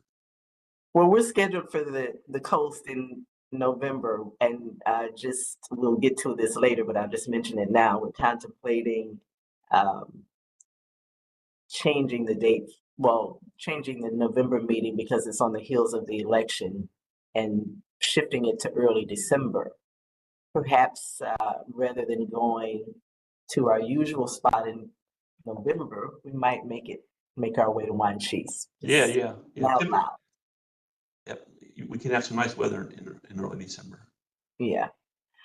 All right. Thank you so much. I appreciate it, George. I don't see any hands up, no questions, no comments for George. I think David has his hand up, but he's not muted. He's muted. David. If you have a question, David, unmute. There's mute. There you go. Can you hear me now? We hear you now. Okay, great. You know, I've been fascinated for years by there wasn't more activity in this marine industry or energy, and I had no idea what was going on over there on the coast. I'm just wondering whether there's a supply chain related to this source of energy also, and that why maybe the Department of Commerce or Energy or whatever could expand either the portfolio of this task force or create a new one that would look at that whole gamut of supply chain and, you know, kind of what we've been doing for offshore, but to do it for marine energy. And that's exactly what we're trying to do through the John Harden mentioned Clean Carolinas. So that's the NSF funded opportunity. So we're part of that Clean Carolinas team. So we definitely, that's part of what we're proposing is how marine energy could benefit from the supply chain development, the workforce development. You know, we're not at grid scale level power now. We're a few years away from that, but Clean Carolinas provides us an opportunity to kind of build off that momentum that we have with offshore wind and how it can benefit marine energy in the future. Okay, great. All right. Any other questions or comments before we break? And then, thank you so much. We really, really appreciate you taking time for us this morning, George. All right. Well, come visit us. We will. We will make it up. We will make it a point to come out there. And just for folks, as if you haven't had a chance to check the chat, there are some links in there that you might be interested in. So please don't forget to check the messages or check the chat. So we're going to go ahead and proceed to our break. Well, which is lunch actually combined with our break. We will resume at 12:15. I'm sorry. We'll resume at 12:15 with our panel discussion on North Carolina's businesses interested in the offshore wind supply chain. So if you would make sure that your mics remain muted, just in case. So we'll see you back at 12:15.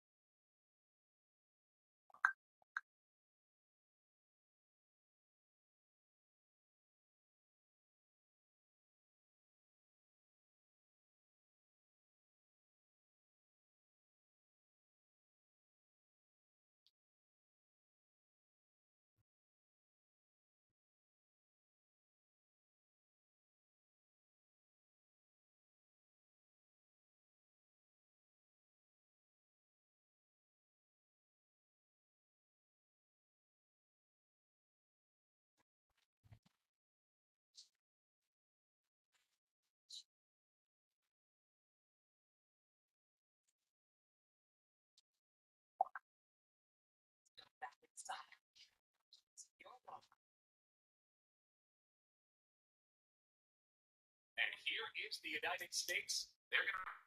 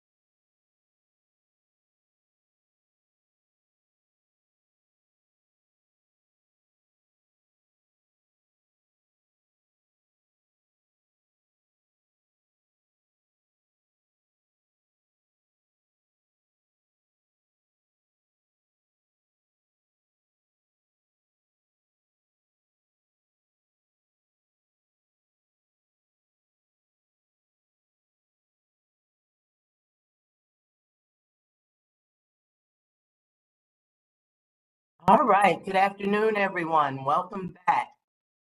We are ready to resume our meeting, and we are excited to move on to our next panel. And the topic is resources for North Carolina businesses interested in the offshore wind supply chain, moderated by Kevin Dick. For those of you who don't know Kevin began as president and CEO of the Carolina Small Business Development Fund in February of 2020. There he leads a team of nearly 40 full-time employees and has accountability for a $20 million loan portfolio with $34 million in assets under management.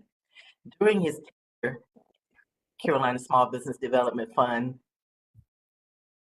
Kevin and the fund have deployed over $40 million in capital and provided loans, grants, and technical assistance to over 2,000 North Carolina-based small businesses from primarily underserved communities. Prior to joining Carolina Small Business Development Fund, Kevin held high-level community, economic, and workforce development roles in North Carolina and Florida. Thank you, Kevin, for moderating this panel. Joining Kevin is Ariana Billingsley. She brings a wealth of experience and leadership to her role as Deputy State Director of North Carolina Small Business Technology Development Center, also known as SBTDC. The Small Business Technology Development Center is a business advisory resource for growing and developing small to mid-sized businesses. The SBTDC's highly skilled professionals provide services statewide from offices hosted by campuses of the University of North Carolina system. The SBTDC operates in formal partnership with the U.S. Small Business Administration. As Deputy State Director, Ariana plays a pivotal role in working with the regional centers and specialty programs across the North Carolina Small Business, the SBTDC, in supporting director onboarding and consistency of program delivery across the state. Shay McIntyre serves as the Business Development and Marketing Manager with the Office of Historically Underutilized Businesses, also known as the HUB Office, or at the North Carolina Department of Administration, and the North Carolina Minority Business Development Agency, MBDA, the Business Center. She provides business development and supportive services to assist business owners and works to increase access and equitable utilization for underutilized businesses. Also joining the panel is Phil Mintz. He's the Executive Director of North Carolina State University Industry Expansion Solutions, IES Center, and the Director of the North Carolina Manufacturing Extension Partnership, the NCMEP. Phil's role at IES is to lead the College of Engineering's Extension Service Program, which leverages applied engineering solutions and industry best practices to help smaller, underserved North Carolina businesses and technical professionals compete in the global marketplace through training and coaching.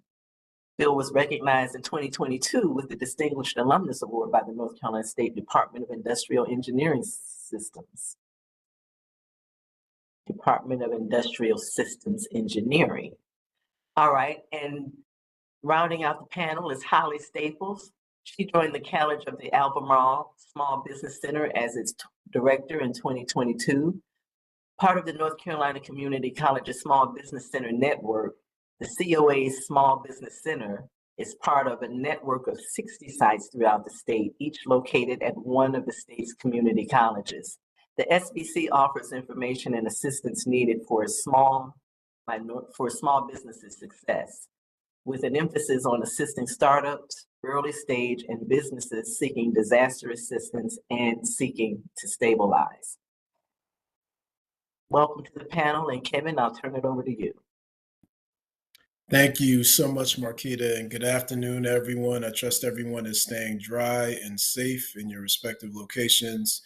I really want to thank you, Marquita and Susan, and the rest of the team for prioritizing this conversation. We know that if the OSW industry is going to take off in North Carolina, that small businesses are going to figure very prominently in the success of the industry. And so to put together a panel that is this robust and this authoritative in terms of their knowledge of small business needs and opportunities. It's really timely and it's great. So you've read our bios. I encourage everyone to reference these bios if you need to. They are in the meeting materials, especially in case you encounter small businesses that want to gain traction, not only in the OSW industry, but just overall, because there's a wealth of information and excuse me, information and knowledge that has been assembled on this panel. So let's get right into it. I'm going to say, just to introduce us, that offshore wind turbines are comprised of over 8,000 parts that can be manufactured by companies located throughout North Carolina and transported by our robust transportation network. Some companies located in North Carolina already participate in the offshore wind industry, but many small businesses are just beginning to explore what would be involved in seeking some of the new business opportunities becoming available in the offshore wind supply chain as more projects are developed along the East Coast. North Carolina has a cadre of business counseling resources that are available to assist companies as they explore the market, as they explore financing, certification, and training requirements of this growing new industry sector. And so I think we have the right people on the panel to have this discussion. And so what I'd like to do is just ask everyone, and I'll start with Ariana with the SBTDC, the Small Business Technology Development Center. If you could just give a brief overview of your organization and the services it provides. So namely, just review the name of the organization, the basic services, and where services are located throughout the state. And again, I'll start with Ariana. Thank you, Kevin. So, thank you for joining us today. I'm excited to share some valuable information, although several names on this call I do recognize and I've worked with in the past. But just a little bit for the benefit of those who might not know, a little bit about the services that SBTDC, or the Small Business and Technology, provides to small businesses in North Carolina. SBTDC just celebrated 40 years. We offer comprehensive one-on-one business counseling services. Our counselors guide small businesses through strategic planning, financial management, ensuring that they develop effective growth strategies and remain financially healthy. Accessing capital, as you mentioned, Kevin, it's crucial, and we help small businesses with loan application, including SBA loans, USDA loans, and some grant assistance, specifically SBIR and STTR. That's done through our technology development and commercialization team, which assists technology transfer from research institutions and some small businesses to the marketplace.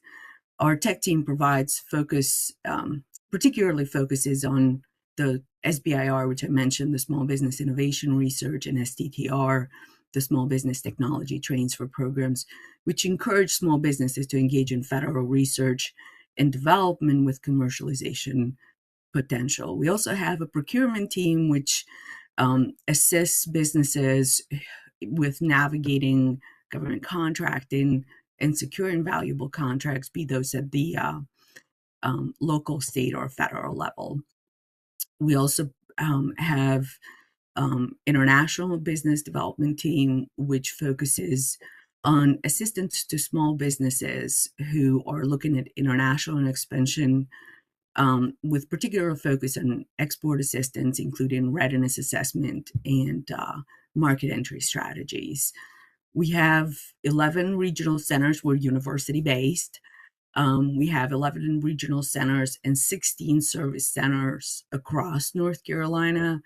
That allows us to cover all the 100 counties in the state of North Carolina. So if you're closer to one of the UNC system campuses, you're likely very close to a SBTDC center.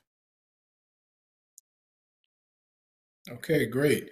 And now I think I'm going to kick it over to Shay McIntyre. So Phil, you're last. You know, my mom raised me to be chivalrous. It's ladies first on this discussion. So we'll go with Shay next. Well, good morning, and thank you, Kevin, and thank you all for allowing us to also participate. Again, Shay McIntyre. I'm with the Office for Historically Underutilized Businesses. And just in terms of what we do, we are a state organization, and we manage the certifications processes for two state certifications, the Historically Underutilized Businesses and also for the NC Small Business Enterprises. The hub certification is based on majority ownership of the firm, and it needs to be 51% or more owned, operated, and controlled by folks in either minority category, women-owned businesses. We also include disabled business owners in the hub certification program.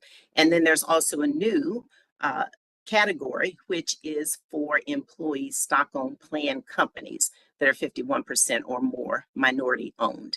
And then we, with the NCSBE certification program, then that one is race, ethnicity, and gender neutral, and it is based on the size of the business. So in that particular case for the SBE program, then the business needs to have 100 or less employees, be headquartered in the state of North Carolina, and then also have 1.5 million or less in revenue once cost of goods sold is deducted from that calculation. So that one is also available. And then our office also provides some business development services, primarily focused on how to navigate state government contracting, which then, of course, kind of goes into the local level of contracting also. We provide advocacy services and compliance reporting across the board for the entities that are governed by the hub certification program. We also operate the Minority Business Development Agency Business Center here in North Carolina, and that is an extension of our office and really is focused on firms that are, we kind of call them mature stage businesses, and there we work with them to really scale their businesses and take advantage of strategic alliances and other things. We do lots of resource referrals, so we certainly are part of the ecosystem for small business support or business support in general. We don't have a cap on the hub side that the business has to be categorized as a small business. So we work with firms across a spectrum of services, and again, focus primarily on state and local contracting. And then through our MBDA Center, then we also are working some on the federal side as well. We do lots of help in navigating the EVP system, which is the state's portal for vendors here in the state of North Carolina. We're based in Raleigh, although we do cover the entire state. So it was kind of nice when we made the transition of having to go out and do local events to doing more webinars. And even though we do both, at this point, I would say we're weighted more on doing webinars because it does allow us to reach more people with the same amount of effort. So that is the overview of the hub office and the MBDA Business Center.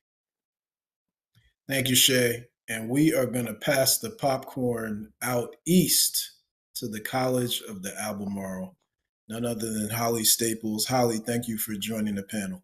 Thank you so much. Thank you so much to the task force for inviting me here today to be able to share information about the Small Business Center Network. I'm actually the director of the Small Business Center at College of the Albemarle and also the Northeast Regional Director for the Small Business Center Network. The Small Business Center Network, we provide a range of programs, services, and resources to help individuals start and grow their businesses. Each of North Carolina's 58 community colleges has a small business center, and we offer guidance anywhere from exploring and planning your business to actually owning and operating your business. We, along with the SBTDC, have 40 years of experience in helping entrepreneurs start and grow their businesses. And our centers focus on entrepreneurship, small business and economic development, by providing free confidential counseling or reference resource referrals and high impact short duration trainings on a wide variety of topics. Okay, great. Thank you, Holly. So now we are going to switch to the Wolfpack alumnus who also happens to work for his university. Bill Metz, take it away. All right, great. Thanks for inviting me here, and I'll see if I can have an organization that's as strong as the ones that's already presented. But we're at NC State University. We've been around for 70 years, actually. In 1955, we were challenged by the state legislature to focus on small to medium-sized manufacturing with a program similar to the Ag Extension program. And so we actually have agents across the state that's available to go out and engage smaller manufacturers and other companies and talk to them about business strategies and best practices in manufacturing that they might want to adopt, ideas that they may have to grow, and just make sure that they understand and are able to use the things that are out there already in terms of best practices. And that mostly falls into like business process improvements and also quality management certifications. Those are kind of the two main areas that we do a lot of coaching and training in around the state. So again, we pride ourselves to be able to reach any manufacturer within an hour from where we have an agent sit. Sometimes it's hard to do that at the extreme areas of the state, but again, we can be called and we will show up to your doorstep and talk to you about what your challenges are. And none of that's free, none of that's of any cost. But sometimes we can do specific projects for you that we have to put a fee together. But we're available to help. Right. Now, so the audience now, you can see the collection of resources that are on this panel. We have services for the burgeoning entrepreneurs with the Small Business Center Network. We have services for businesses looking to scale and maybe who may be at times a little bit further advanced in their small business stages with the SBTDC. We have services from an organization that certifies businesses from underserved communities with the NC Department of Administration and Minority Business Development Center. And then finally, we have services related to those companies that want to get into the manufacturing space and really want to grow their businesses that way. And so with all that said, I would like to pose this question to the group. And if the answer only feel compelled to answer if the answer is yes and you have some basis upon which to elaborate. But I'm going to pose the question about if you have found the offshore wind industry and opportunity to be a sector that a lot of your businesses are interested in and want to know more about. So has anyone seen a lot of traction as it relates to OSW specifically in terms of the businesses that you're serving? So I would say I can't call it traction just yet. There is definitely interest. And so we have really tried tapping into some of the clean energy sector. And as it relates to the specific offshore wind, we're really trying to better understand what the specific opportunities are as you begin to break down the work. So, when it comes to construction related things and building the pads and just thinking through the whole supply chain, really what we are continuing to do is to help the businesses understand whether they are positioned already to take advantage of some of those opportunities. Are there opportunities then to continue to really to transition and look at some additional layers of doing business within their firms? So that's where we are at this point. We continue to, kind of understand, that there can be I guess a lot of things may be driven by private sector as opposed to some of the things that are coming through government. So really just trying to understand those different components and continuing to get that information in front of our firms in order to help them make decisions because they understand this is the wave of the future. It's where opportunities lie. We're talking about, clean energy infrastructure related things. Thank you, Shay. Any other comments or feedback on this question? I have not personally encountered a business that is seeking information on this industry. And so I'm really looking to learn so that I can point them in the direction where the opportunities are.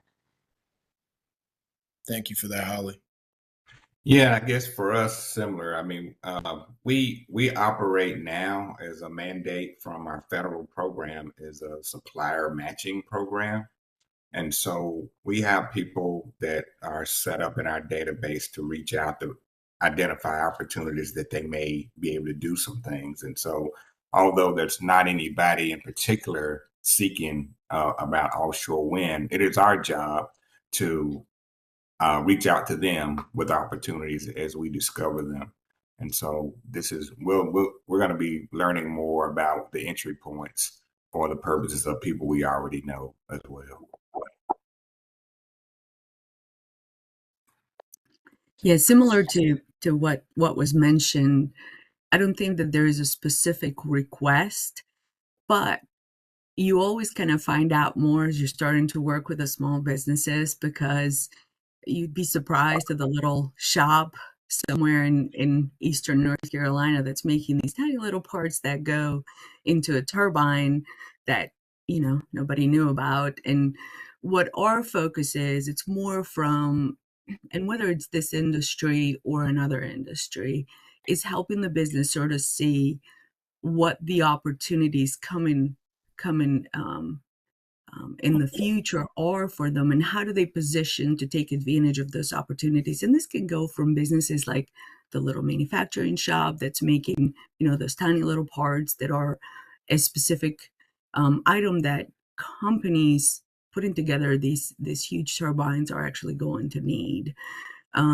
Same with the transportation clients that are looking at, taking part or providing part of that whole supply chain from where they're manufactured to where they're installed, including construction, including research that some of the companies are doing and surveying that it's necessary. So it encompasses a lot of different industries that might not specifically come to us and say, here's what I'm looking at. Rather, what are the opportunities and how do I position?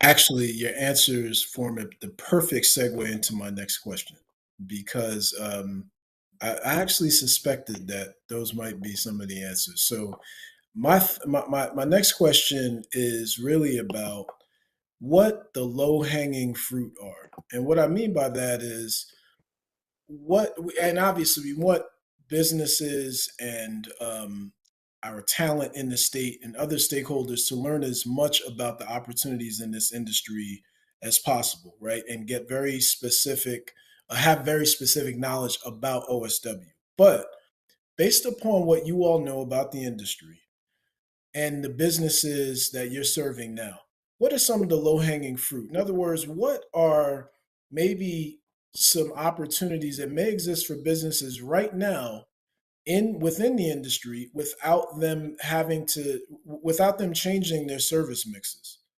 So for example, if there's a trucking company that transports metal, and there are metal component parts that go into turbines, could those companies potentially have opportunities even without being overly specialized within the industry?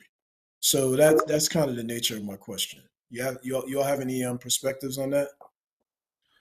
Yeah, from a general place, I would say that North Carolina does a lot of work in the aerospace industry, and and so by doing that, there's a lot of aerospace certifications. There's needs for precision and reliability that would align with this offshore wind industry, and so that would be a place where we would to start.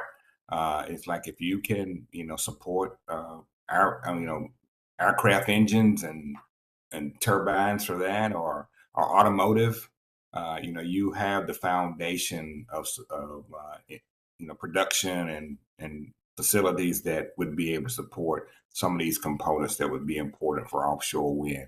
So again, we work with a lot of companies that have these aerospace certifications and automotive certifications. And so those would be the people that could jump right in as the demand comes up. Feverishly taking notes on that answer, Phil. Thank you. Really is.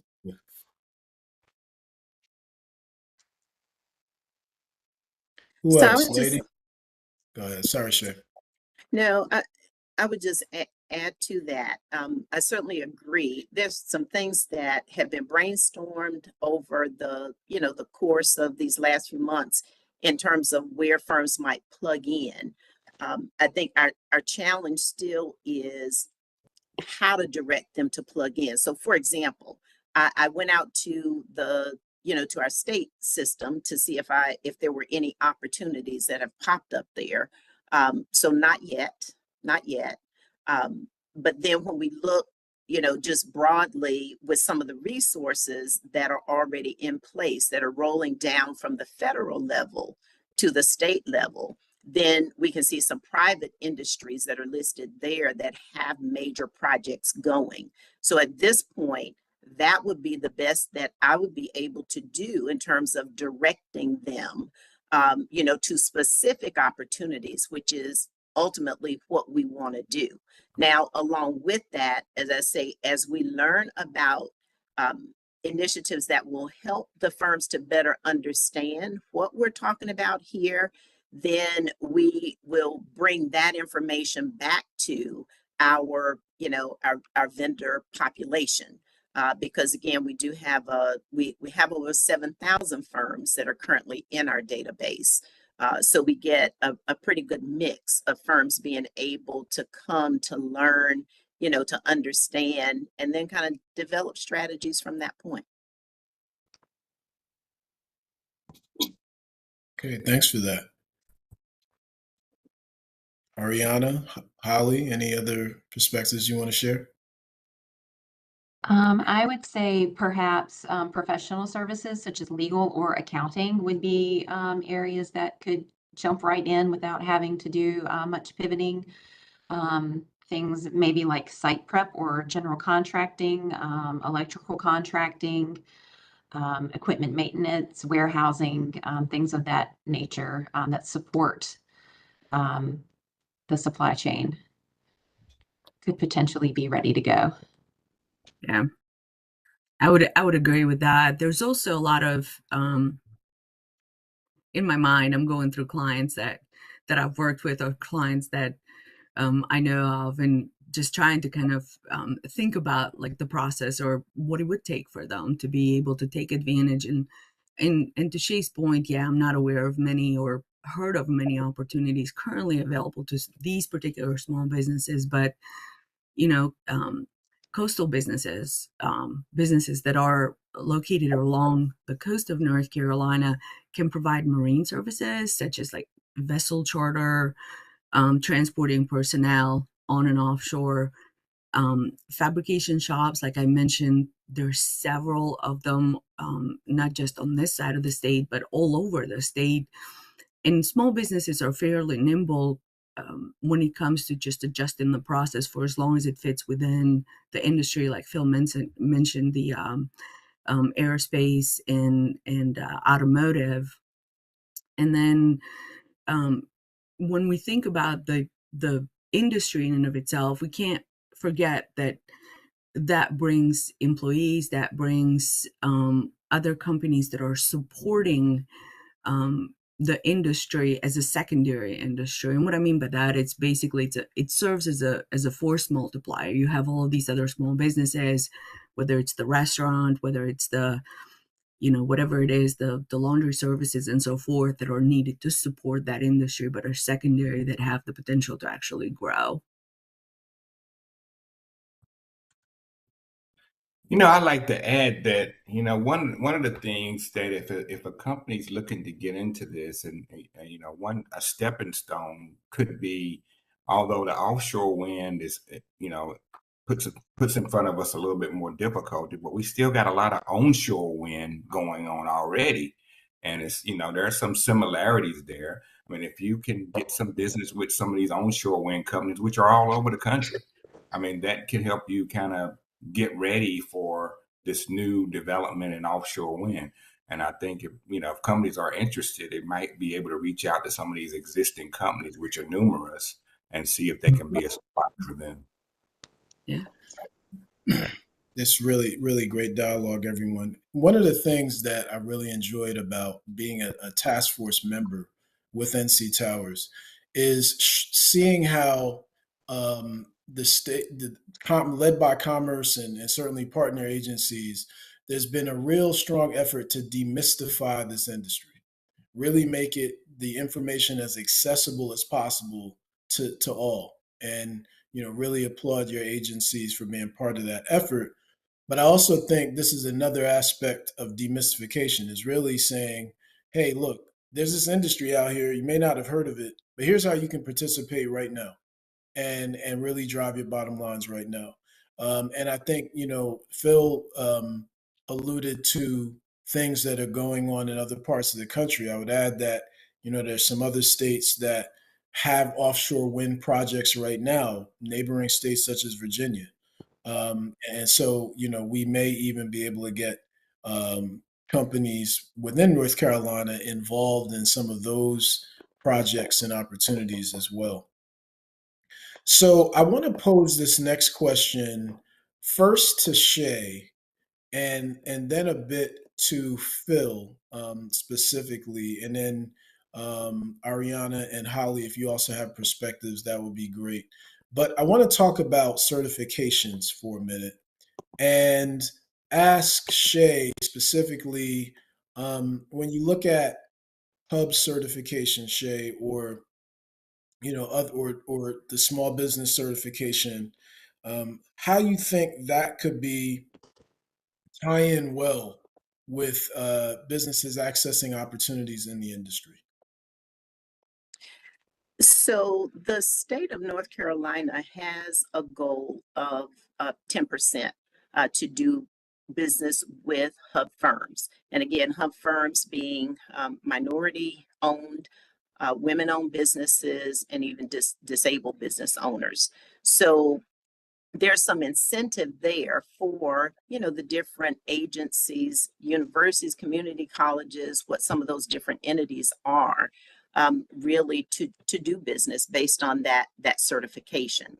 So again, it's one of those things where it becomes a tool for firms that are doing great business, that have a well-established business, as they come into government contracting, because that's certainly, when you talk about government related things, just like our taxes, there's an overhead associated with doing business in the government space. And so we want firms to be well positioned for those things. But yes, the certification is a good thing to have as a tool for visibility and being able to access some of those things. Thank you, Shay. And those certifications have a lot to do with demographics and business size. How about, Phil, the certifications that are more industry based? You started to allude to them earlier. And so any other insights you have here would be great. And you're muted, Phil. Why did I do that? I don't know. As you probably already know, as manufacturing and products get to be more complex, the standards around putting them together become very strict. And so many industries like aerospace and automotive, they basically require suppliers to be certified to a standard, a manufacturing standard, a quality standard. And so, they're not going to give small businesses a pass just because they're small. And so, but there are ways that smaller manufacturers can certify to these standards as well. So that's one of the things that we work very hard to do, is to help these smaller companies help them with their approach to meeting these standards, and they can do it. It's just, so it doesn't require the standards are made to have a smaller need for smaller companies.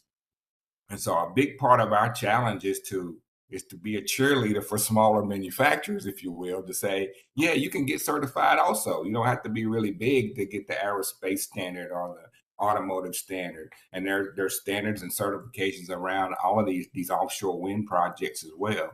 And so, yeah, our program is really, that's one of the big things that we can do is say, let's sit down and look at, what the standard requires and how it fits to what your organization already does and we're capable of doing. And so that shouldn't be a barrier for anybody wanting to get into the industry. Okay, thank you for that, Phil and Shay. Ariana and Holly, do you all have any perspectives on this, the importance and power of certifications?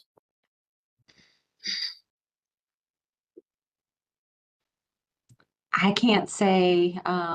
The only thing that really is potentially coming to mind is partnerships with the North Carolina community colleges and our customized training programs that could help small business owners to meet these certifications. Yeah, one of the things that SBTDC, and I mentioned that on the presentation, has is our GCAP, or Government Contracting Assistance Program, which focuses on working with small businesses who are seeking the different certifications, be that state or federal level. So we work whether they're certifying at the federal level as a woman-owned, veteran-owned, and so forth. And we know that several, when we're talking about as SBA refers to them, not small businesses, a lot of them through their corporate governance have a requirement to work with different businesses out there, specifically of certain groups. So those certifications do come in handy at those particulars opportunities, not to mention all of the federal and state contracting opportunities that may come up as part of these projects, maybe running through those types of opportunities. That's great. Look, I hope that the audience is feverishly taking notes like I am, because my wheels have been turning a mile a minute, figuring out how Carolina Small Business Development Fund is going to engage with each of you. And you've given me a lot of great ideas. So, I guess that's not moderator's privilege, though. Everybody should be really ingesting this information, because a lot of good information about how these organizations can be helpful to small businesses overall, but also relative to the OSW. So with that, I'd like to ask everyone, if North Carolina companies need help sourcing a component or service for their operations, how can you help? And certainly you can answer in the context of the OSW industry, but if you have other perspectives, please share them as well, as I think they can be helpful to the audience. So I will start with, this time I'm going to start out east. Holly, how do you think North Carolina companies, if they need help sourcing a component or service for their operations, how can the Small Business Center Network be helpful? To be honest with you, I think probably what I would do if faced with this question from a client would be to immediately make a referral to the Manufacturing Solution System at Catawba Valley Community College. They have a really great setup there, and then also to an organization such as Phil's, the Manufacturing Extension Partnership. There, I feel like they would be the experts with specialized expertise, and they would be definitely who to hand this off to. Holly, the U.S. Olympic basketball team is about to play, hopefully, for a gold medal, and every good basketball team needs a point guard. So that's what you just served as. Pass the ball to another organization that can help. So that's really great. Ariana, what are your thoughts? So most of the assistance, similar to what Hallie says, we're very fortunate in North Carolina because there are a lot of resources and a lot of partners who are there to help small businesses. We don't do certification specifically when it comes to a particular industry, but I know of different resource partners out there that can assist this business, so we can connect them with the resource partners. What our focus is mostly it's on the business being sound so that they can take advantage of these opportunities and be ready to take the opportunities. But when it comes to the certification portion of it, I'd probably be making a call to Phil or several of his folks around in the field and asking them to co-counsel with us so we can help these small businesses or refer them to them so that we can help these small businesses to get what they need so they can participate. Great, great. All righty. And I would just Go I ahead, would Shay. just Sorry. add to that also, a similar approach. Now, through our MBDA center, we do have, we're connected to a network, of course, across the country. And one of the specific components of the MBDA network is that there are manufacturing centers of excellence. Now, even though those are a lot of times intended for, new things that are coming, folks looking to develop capacity to do new projects, and things such as that, it has created a good network, in addition to all the local resources that we have here within North Carolina, to try to identify resources that can help a business kind of get to that next level. And so I firmly agree. One of the benefits of North Carolina is just the wide variety of resource networks that we have in order to support the businesses. We also work pretty heavily, we as a part of just access to capital, of course, we work with Carolina Small Business, we work with National Institute for Minority Economic Development, and they have also a very strong component into, corporate sectors and into really looking for opportunities to continue to connect and to collaborate in order to assist the businesses. Yeah, and just to add to that, similar to Shay, is that we have a specific resource just to respond to this question. Our national program, the MEP program, every state now has a person who can take a phone call that will help the company find a supplier. It's a supplier scouting program. And again, I'm happy to share that with that contact information when anybody will reach out. But we are being paid by the federal government to stand that up and be able to help anybody who has a need for a supplier to find one, whether it's in North Carolina or somewhere else in the country.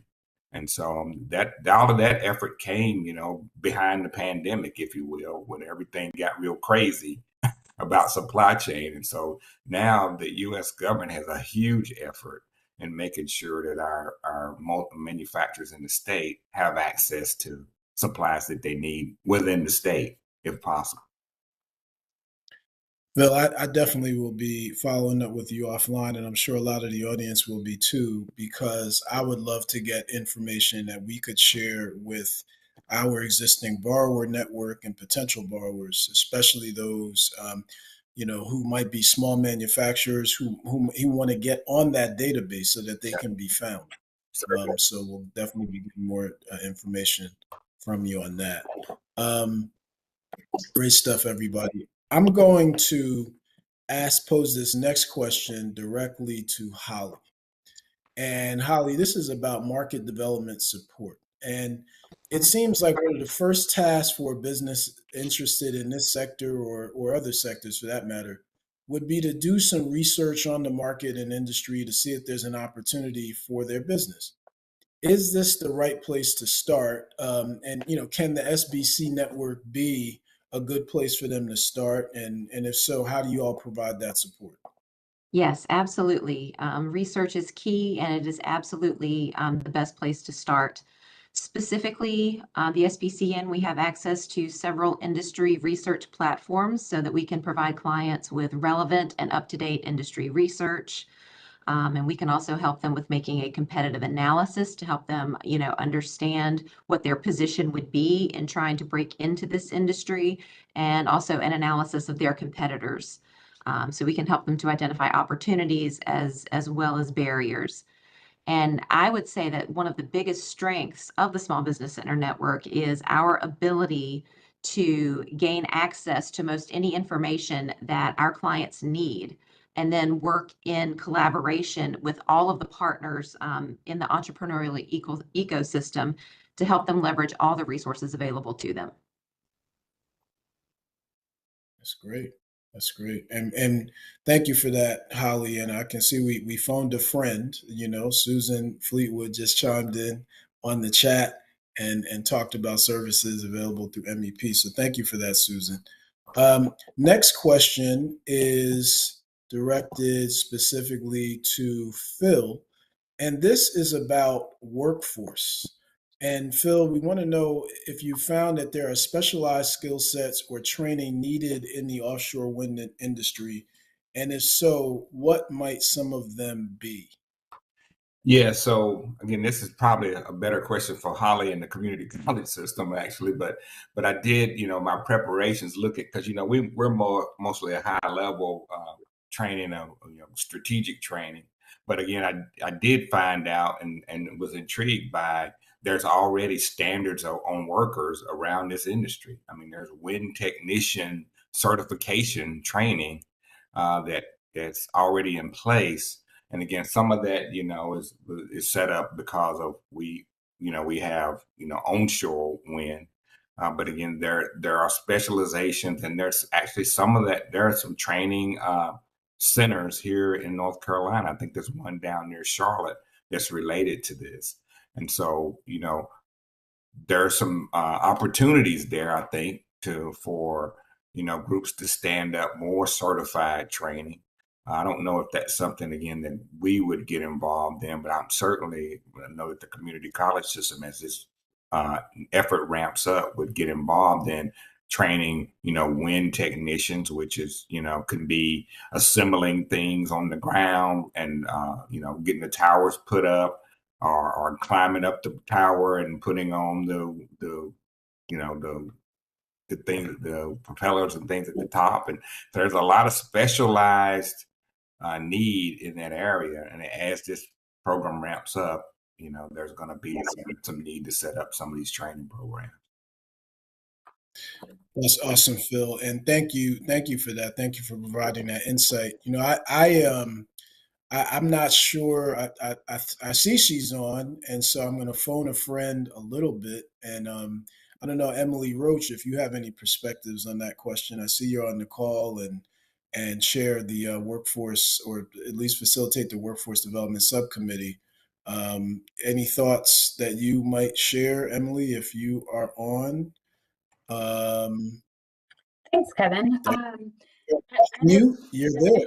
And I certainly invite any of the task force members that are a member of the subcommittee at the end to chime in if our moderator says there's time, or to drop anything in the chat. But one of the consistent recommendations from the subcommittee is to increase awareness of the need to really expand training opportunities, particularly GWO training across the state. I don't want to steal Mr. Harker's thunder, but I know that they're working hard at Carteret to establish a training program, and it will be connected to their training tower that is currently operating right now for their firefighting program.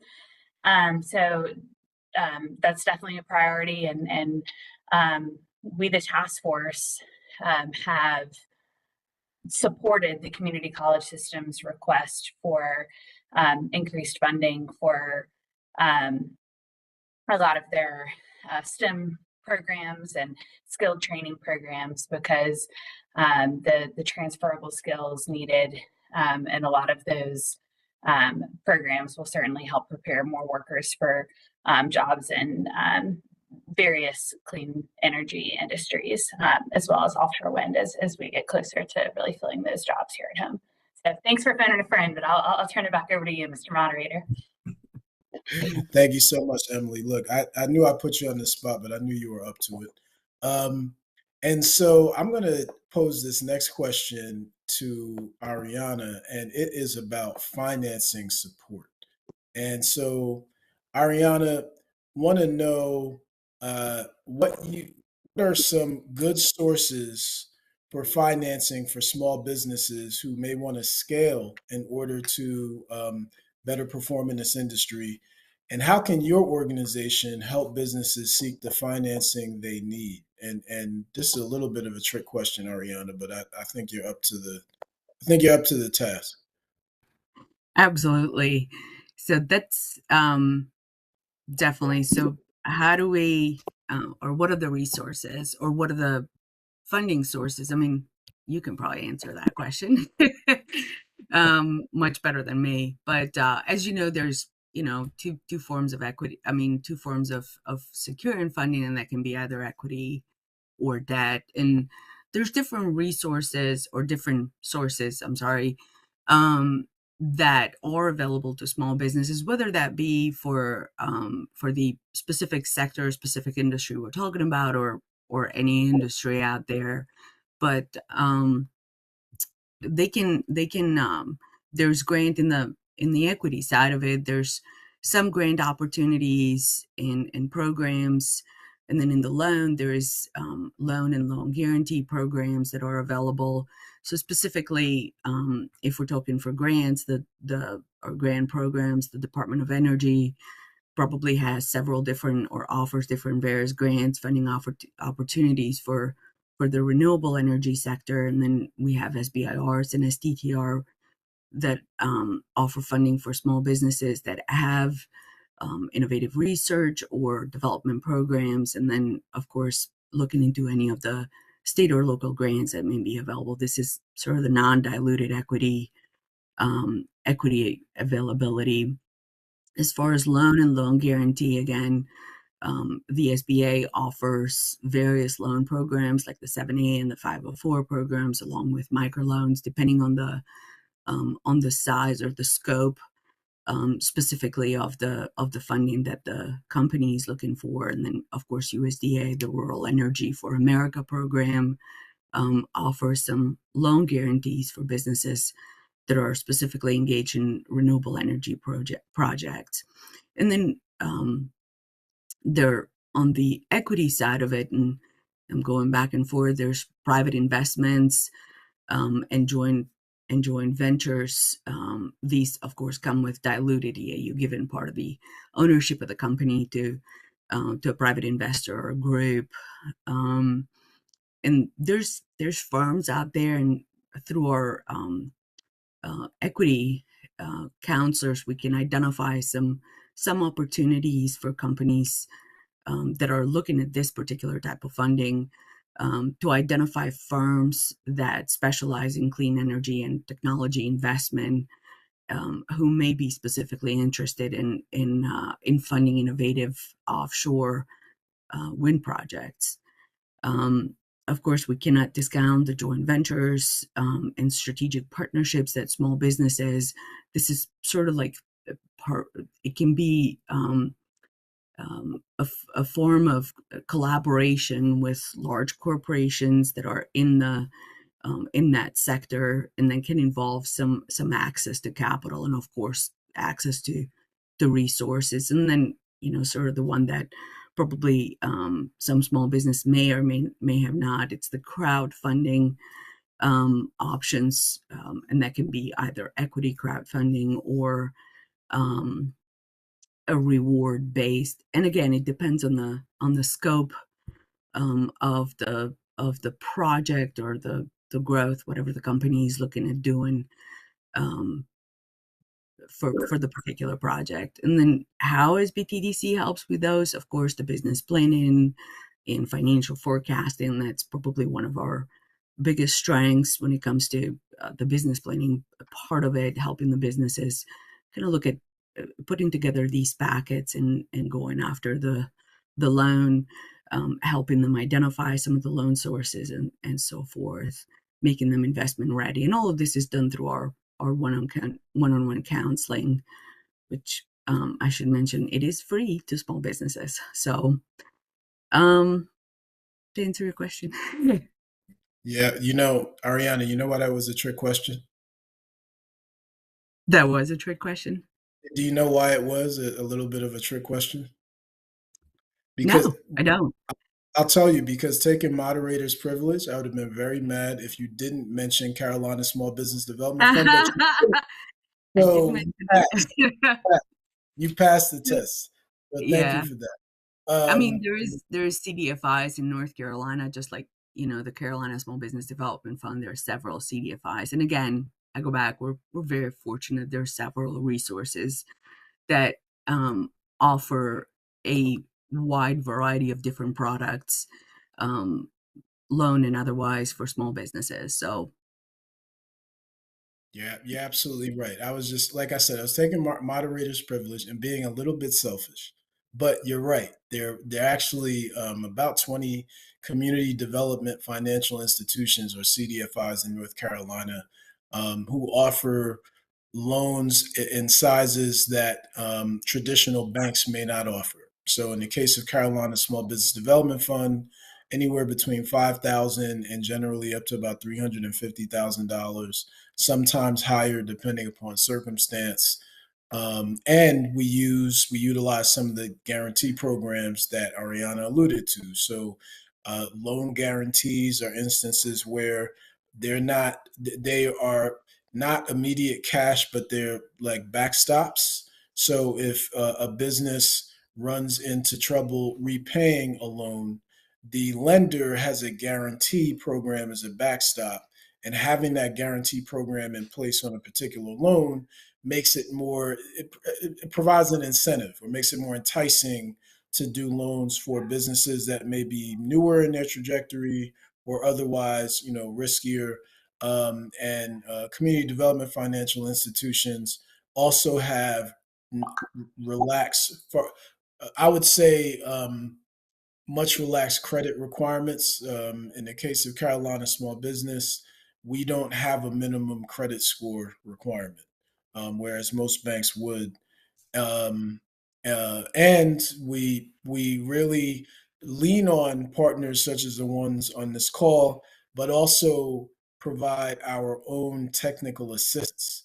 And so the key thing about financing support in this industry is that a business is generally entering into a totally new space, right? Offshore wind industry. So it's really good to have the technical assistance to not just have the money, but know how to manage it. And that's what's so important. And that's why counseling from the small business centers, from MEP, from the hub office, from the SBTDC, and from CDFIs or themselves can be really important. And so just wanted to provide that shameless plug about our industry, because I think it's important, especially when, if businesses are scaling in an industry like this, and say maybe they need to finance equipment, they're not going to need $5 and $6 million loans that traditional banks would normally provide. They're going to need something in the lower range, less than $500,000.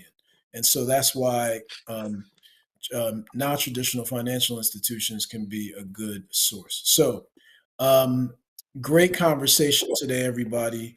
I would like to just pose this, I guess, parting shot question. And that is, I think, really important for the commerce team to hear. What can state government be doing to help drive this industry and make it more conducive for small business participation? So everyone has about a very short amount of time to answer that question, and it's loaded. But So I'll take a first stab. I'll take a first stab at it.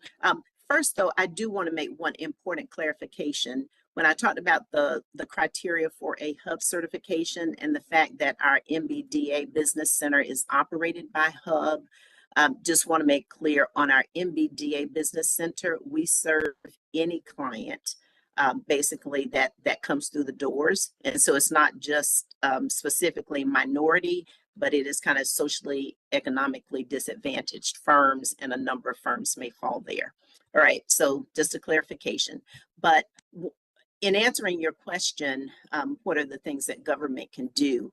One of the things that we often see, of course, is that the way that some projects are are put together, they're so large that it is often difficult for small businesses to participate in that process.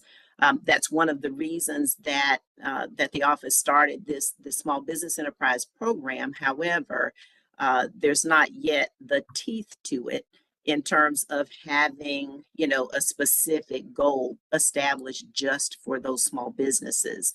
But one thing that, that would be helpful is just to the extent that very large projects can be kind of subdivided in some fashion to allow more competition coming into the process for small businesses, certainly would be a plus. Great. Anyone else? I guess, the companies we work with, again, are mostly existing manufacturers that's been working for a while, and they've been working in industries that they know and love and understand. And so whenever we're looking into going into these different areas, they're looking for a lot of certainty. And so I think, I heard a lot of that today about what the projects are going to be, what they look like when they're coming and things like that. So as long as the government continues to show the support for the getting these things stood up, and that there's going to be business that's more locally, and there's some real opportunities there. That's kind of what our manufacturers are really looking for, is certainly on whether there's real work there and when it's going to be, and how they can get involved. Okay. Really quickly, Ariana, Holly. I would agree with that completely. So go ahead, Holly. And I would piggyback a little bit on what Shay said about, implementing supportive policies, to maybe streamline some permitting processes or something like that to make it easier for small businesses to get into the project, and also to continue to invest in workforce development, I think is very important. All right. Yep. Okay. I want to make sure that everyone takes a look at the chat. My fellow task force member, Carly Lohan, just gave us a great news update on some money that just came to North Carolina. But with that, it's been an absolute pleasure to moderate this panel. I've got a lot of follow-up work to do myself in terms of interacting with the organizations. But Madam Chair, I turn it over to you, and thank you and your team again for this great opportunity. Thank you, Kevin, and thank you to each of the panelists who spoke today. We really appreciate you taking time, and as you said, Kevin, a lot of great information shared and notes taken, so we really appreciate it. I do want to offer an opportunity for anyone who has questions before this panel moves on to go ahead and ask those now. If you have any questions for any of our panelists, please. Now is the opportune time. But what I want to also say is this is really timely. Governor Cooper just proclaimed August as Leaders in Equitable Economic Development Month. His proclamation encourages state leaders to make sure economic development resources are accessible to all, and to continue to assess and promote the needs of historically underutilized businesses and small businesses. And the panel we just heard from is a timely example of how state agencies and business resources organizations can work together to achieve our mission of equitable economic growth, particularly in new and expanding industries. And I'm going to, as quickly as I can, go ahead and read the governor's proclamation. It's proclamation, Leaders in Equitable Economic Development Month, 2024. So, whereas equitable economic development can help all North Carolina communities thrive by making sure resources for economic success are widely available and opportunities are accessible for all. And whereas government-sponsored urban renewal purposefully dismantled Black economic centers in urban areas throughout the state, today, historic neighborhoods that were the epicenter of Black commerce include Cranky's Block and Depot Street of Winston-Salem, Second Ward of Charlotte, and Parish Street of Durham are rebuilding and thriving, growing equity and prosperity in communities. And whereas the North Carolina Department of Commerce, the state's lead economic development agency, is promoting supply chain and vendor opportunities for small businesses, minority and women-owned firms, and entrepreneurs as recommended by the state's First in Talent Strategic Economic Development Plan. And whereas minority-owned small businesses play a critical role in the state's economic development sustainment, North Carolina small businesses, including historically underutilized businesses, have received support through the state's hub office, the Disadvantaged Business Enterprise, Retool NC, and Small Business Enterprise programs. And whereas organizations with minority and women-owned focused businesses and economic development programs, including chambers of commerce, economic development associations, and local, state, and federal government programs, work with communities of color to promote increased access to economic and workforce opportunities and provide necessary resources for commercial success throughout the state. And whereas trailblazers like the late Andrea Harris, one of the youngest community agency directors in the nation, have uplifted North Carolina communities, helping to fight poverty and increase equitable economic development across rural North Carolina communities. And whereas it is necessary for the state of North Carolina to encourage gauging the needs of hubs to support them with new business creation, supplier diversity, and workforce development and training. And whereas the state of North Carolina will continue to recognize and uplift community organizations and leaders focused on equitable economic development with consistent support and expansion throughout initiatives like Minority Enterprise Development Month, continued collaboration with the Institute founded by the late Andrea Harris, and the establishment of the Andrea Harris Equity Task Force, charged with continuing the mission of the task force namesake. Now, therefore, I, Roy Cooper, Governor of the state of North Carolina, do hereby proclaim August 2024 as Leaders in Equitable Economic Development Month in North Carolina and commend its observance to all citizens. So I just wanted to read that into the record and to just add that you all are leaders in this, and we thank you for the work that you're doing to support historically underutilized businesses, small businesses, and just to make sure that they are aware of and have opportunities to participate in the state's economy, and particularly for purposes of this task force as it ties into opportunities in the offshore wind industry. So again, thank you for that. And one last opportunity for any comments or questions before we move on to our next speaker.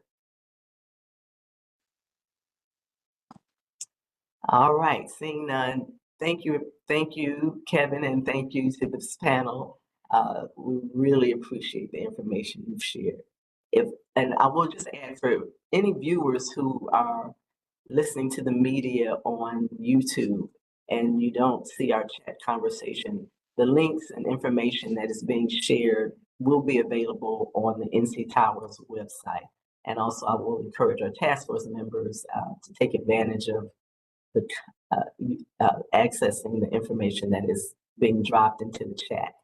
So with that, thank you very much. And we're going to move on to our next speaker, Mike McMahon. And let me just see. Mike, are you there? Yep, I am here. Is my audio good? Your audio is good. So let me just let everyone know, Mike is an offshore wind energy procurement and supply chain and construction professional. He's a former supply chain developer for Ørsted Americas and procurement manager for Mayflower Wind. Mike was privileged to support the growth of renewable offshore wind energy and economic development in the U.S. Mike's passion for both of these areas are built on a foundation of creative procurement for U.S. Special Operations Command and tactical leadership in combat environments, followed by a career transition into clean energy. So we are excited to hear what you have to share with us, Mike. Thank you for joining us. I'll turn it over to you now. All right, fantastic. Mike McMahon, I did work for a developer. I currently work for Nexans USA, a large cable manufacturer. I'm in my 8th week with Nexans. So I did go from procurement and supply chain more into execution, project management execution. So it's kind of a fun change for me. But in my time doing procurement, I saw a lot of the frustration. One of the prior panel members or the moderator, Kevin, it's the exact word I use, and it is demystify, because there's so much potential in this industry, but they are long capital expenditure heavy projects with years of permitting. And so I know that people become frustrated with the length of time it takes for the projects to build, the way the contracts are let out by developers and tier ones. And so this, I'm going to start with the presentation. Let me share my screen here, make sure this thing is visible. All right, I'm just going to press share and share this entire screen. All right, are you able to see the presentation?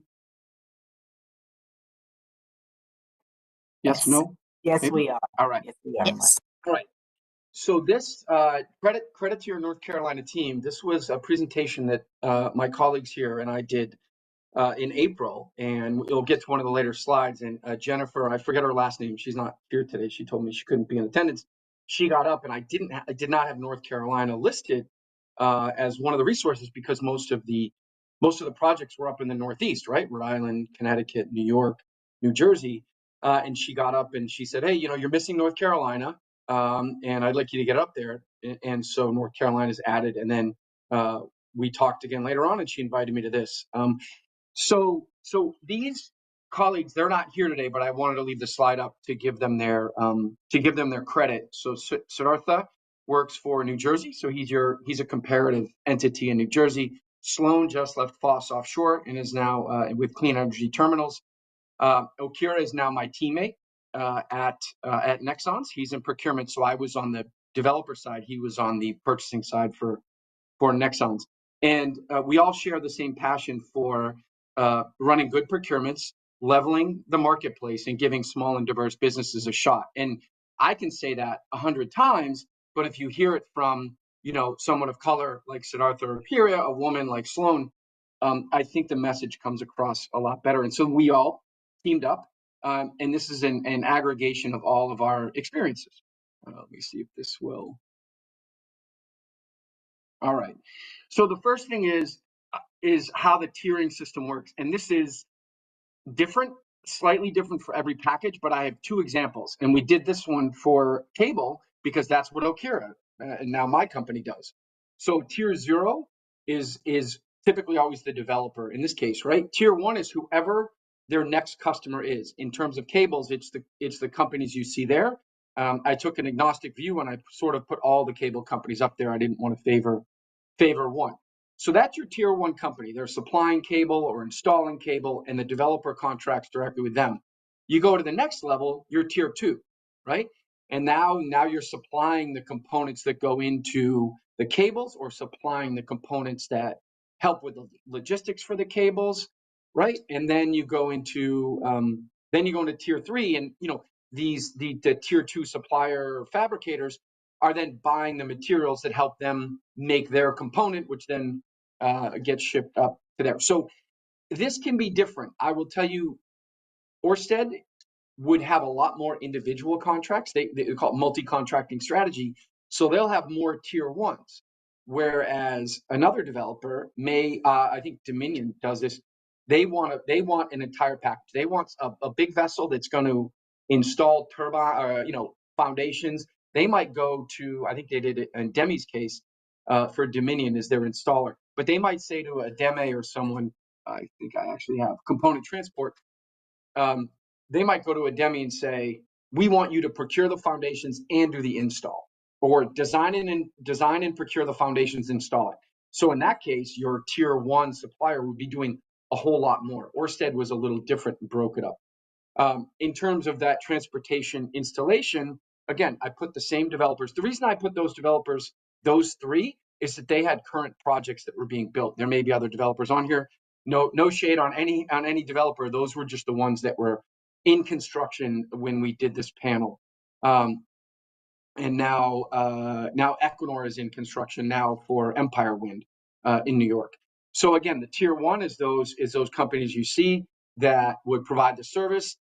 Those are the very, very large vessels, mostly international, although Blue Ocean Energy Marine does have a Jones Act compliant turbine installation vessel being built now that I think it's on sea trials. Then there would be a tier 2 would be a smaller Jones Act compliant fleet. A number of Edison, West Offshore, they're right down the road from me, McAllister as well. So these are smaller vessels that are then contracted from the tier 1 to complete their scopes. Those small vessels do anchor handling or tugs or moving equipment back and forth. You can see the Foss tug and barge moving components out of New Bedford. The picture below that is an Edison Suez vessel with a really cool walk-to-work system that uses like pistons to keep the platform level. And then the tier 3 under that is all the tools, fuels, crane parts, services that go into that. So just those 2 examples, very broad brush of how the tiering works. And if you are a small business, you got to figure out where you fit in here. You're usually a tier 3 or 4. Typically is kind of our domestic component service contributors. All right. This is where, as Kevin said, we need to demystify this. Well, the best way to present yourself and demystify it is to have a good introduction to your customer, right? And I have seen numerous companies come up and just don't have any materials. They're like, hey, Mike, I want to sell to you. Okay, what do you do? And after that, there's really not a very good presentation. I use the term capability statement. And my friend Sloan, she helps me translate and say things how they should be said. So I'm like, capability statement. And I get like, I sort of get like the head tilt, like capability statement. What do you mean? She's like, Mike, say you want an elevator pitch, because everyone knows what an elevator pitch, right? And I stole this slide from WordStream. It's short, it's interesting, it's personalized. Don't say everything that you do, say what your potential customer wants you to do, right? If you do painting, and that's the best thing that you do, don't say you also do car maintenance, right? And I've had that happen. People have a list of things they do, and I'm like, tell me what you do. Tell me what you want to do, right? And then be confident, right? And that's basic. We'll go into it a little bit more. These slides will be released by the North Carolina Taskforce, so I don't want to read each bullet, but this says the same thing. Short, very focused, show examples of the work that you're selling that you've done before, or the product that you have, and show where you are. It's very relevant to North Carolina that you're in North Carolina, or if you're trying to sell to a New Jersey project, right, for Atlantic Shores, or Attentive just won one, and Community Offshore Wind has New Jersey projects. If you have a New Jersey location as well, make sure to point that out. That is super, super relevant for local content. The other thing is, I put this in considerations, is that everyone in government wants to talk NAICS codes. And I used to buy defense items. I know what NAICS codes are. I can tell you, your developer customers are not living off NAICS codes, right? Not at this point. They're getting there and they're bringing them in, but people have their list of NAICS codes. And if that's half of your capability statement, to be honest, you make your capability statement as you want to make it. My advice would be cross that out, right? The other thing is your certification. Is you could have loads of certifications. If you want to work on high voltage equipment, a high voltage certification is relevant. Maybe not your super cool safety cert, from I don't know, underwater diving. If you're trying to do high voltage equipment on land and you're an underwater diver, I wouldn't show that one. Same thing goes for minority women-owned business certifications, service disabled veteran certifications. They are secondary. They are very much secondary to the key thing you do. You are not a diverse person or a diverse business first. You are whatever your business is first, and then you bring that additional certification. That is very hard news for some people to take, but that is honestly, having been on the procurement side, I want to know what you do first. The fact that you are a diverse business, small business, certified, that is an added benefit, but it's an asterisk on your key capability. This was Sloan's. We brought some capability statements in. You can see that Foss does many, many things, right? But this capability statement was very much only focused on offshore wind energy and their service vessel offerings there and port offerings. This is one that I worked with a woman named Nicole Rando. She is over, I'm in Rhode Island right now. She's just over the border in Massachusetts, and she does placement. right? Talent acquisition, recruiting, placement. There's a number of terms for it. And we sat down together and I said, hey, and I've known Nicole and her husband for, a year or so now. She's really working hard to get in the business. She's landed some clients. She's really a good news story. I said, hey, let's look at your capability statement when I'm going to introduce you to someone. And I said, hey, can we work on this? So we work together and you can see the difference, right? The left one has all of the necessary information. The right one breaks it down. It's very clear. You can see exactly what she does in the top frame. You can see her customers, Epsilon, Cowie, very big players in offshore wind energy, right? And then the key competencies, differentiators, and then her contact info, right? And she does list herself as a WBE, but it doesn't. That's not at the top. That is very much added on to what she does. All right, that is the end of capability statement. I'm happy to work with people later on, or I know there are tons of resources in the task force for this as well. All right, now you're ready to present yourself, but you don't know where to go, or you want to figure out where your customer is, and you understand how the tiering example works, but now you need to find your customer and where your work is. Well, you got to do your research. And this is another pitfall. I see a lot of companies come to me when I was with Ørsted, or go to other procurement professionals, and they haven't done their homework, right? And think of if you're a customer and someone comes to you, they don't know what you do, they don't know where your project is. It's super frustrating if you're a business and someone's trying to sell to you. I'll give an example. I worked on South Fork Wind and Sunrise Wind for Ørsted. They are both Suffolk County, eastern Long Island. South Fork is far eastern Long Island. Empire and Equinor, they have a point of interconnection in Brooklyn. I would get people call me and say, Mike, I want to work on your project. I'm in Long Island Sea, or I'm in Brooklyn, Bronx. I'm so close to your project, I want to work on it. And I would kindly say, well, if you want to work on that project, you should call the people who run that project. And like, what do you mean? I go, that's not my project. And they go, oh, where are you? I go, we're plugging into East Hampton and Holbrook. And they go, oh, that's way. I go, do you go there? And they go, no, that's way far out. I wouldn't go that far. And I go, well, then why did you call me? You didn't do your homework, right? So that's just an example. And I try and be courteous, but you take, if I've taken 24 of those phone calls, that's what prompted a lot of this learning. All right. So first, BOEM. I'm sure BOEM's been talked about here. Some people loathe to go into these websites, right? Because you got to click through, but it has all the information you need. You got to do your homework. If you want to sell to someone, you got to know your customer. BOEM's going to show you where your customer is. See if I can get my pointer up here. These are all clickable. You click through that link. I'm not going to do it here, but then you go in. If you're down in North Carolina, you click on the project in North Carolina, it'll start pulling up the project page. And in the project page, there's a couple really key documents, right? One is the construction and operations plan. It is called the COP, right? It is hundreds and hundreds and hundreds of pages. Also, the EIS, super, super long. The site assessment plan, super, super long, right? Your eyes are going to roll in the back of your head and be like, what is this clown trying to tell me to do? Well, this clown, right, is going to tell you that there's pictures of everything, right? You can Control F and search it. If you do high voltage equipment, go Control F, high voltage. If you do painting and coatings, do foundation, painting, coating. You'll find it in the document, and the pictures will tell you everything. Here's South Fork. What did I tell you? The point of interconnection. You can see the wind farm. They show where it is. That blue line shows the points of interconnection way down here in eastern Long Island. So the example I gave before of the company that wanted to sell me something in Brooklyn, if they'd have taken 2 seconds to look at this map, they would have known that I'm not their person. Still worth a call and a discussion. You never know what future business is. All right, those documents, go through them. The task force can help you with them, but they will lead you to your opportunity. And then go to the developer pages, right? I've listed, I think, most every developer in the U.S. I think at this point, the developer pages, to be quite frank, they are vague, general. They are oftentimes public relations is the outward-facing thing, but they'll get you some very good information. But the real details are in the public issued documents from BOEM.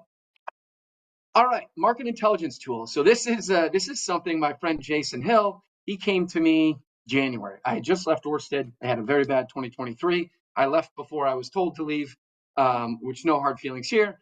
And we have everyone has a database of their own, the market intelligence database. I said, Mike, you do this as a living. Do you want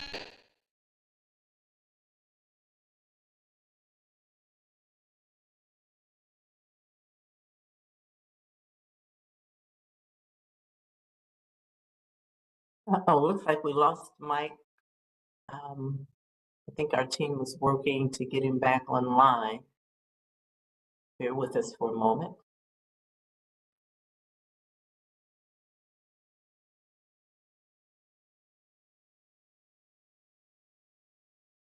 You got me?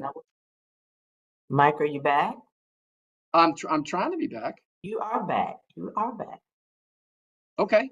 What was the last thing you all heard before I cut out? Okay, my mind. That's all right. I tell you what. So were we I tell you, we'll just pick up where we are. The other thing was BOEM and BOEM pages and developer pages. So we'll move on to market intelligence. Friend of mine, Jason Hill, and I put this out. It is all publicly sourced. We made sure to reference most of our data. If you were wondering who does what for what project on the big scopes, it's in there, from permitting to component supply to component services to geotech surveys.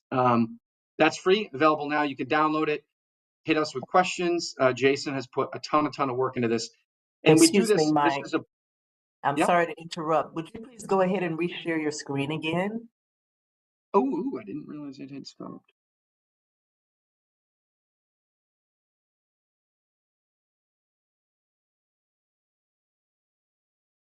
There we go. All right, that should be up again. So anyways, WikiWind, click on it. All the market intel data is there. And I just want you to let you know, we're really passionate about this, right? It's pro bono. It's really here to help. Big companies have this internally. They have teams that do this, right? Small companies don't have the resources. So we put it out there and we do kind of monthly updates. It was a lot of work to get it going. It's not as much work. Not as much work to maintain it. But you can see we went early July, mid-July. Finally the weather was good enough that we could take a very small boat out. We're about 20 miles offshore there, looking at South Fork on the top. The turbines were actually spinning that day. And then Revolution, you can see Ørsted's SOV, run by Edison Schwest, built in Louisiana, and a foundation that had been installed for Revolution. You can actually see the line of them going back on the right of that picture. So we do this. We enjoy doing this, right? This is like, if I'm doing this on a Saturday, right? Like I'm passionate about the industry. All right, that's a good tool. Let's go. All right, these are the resource examples. This is what I mentioned when I talked to Jennifer. I did add North Carolina here and logo of the task force. I wanted to give you props on that one. I find that my government liaisons are extremely diligent, right? Like I've worked in the government, I worked in defense, and I love some of my coworkers, and some were just, I'd be honest, they were there till they got to retirement.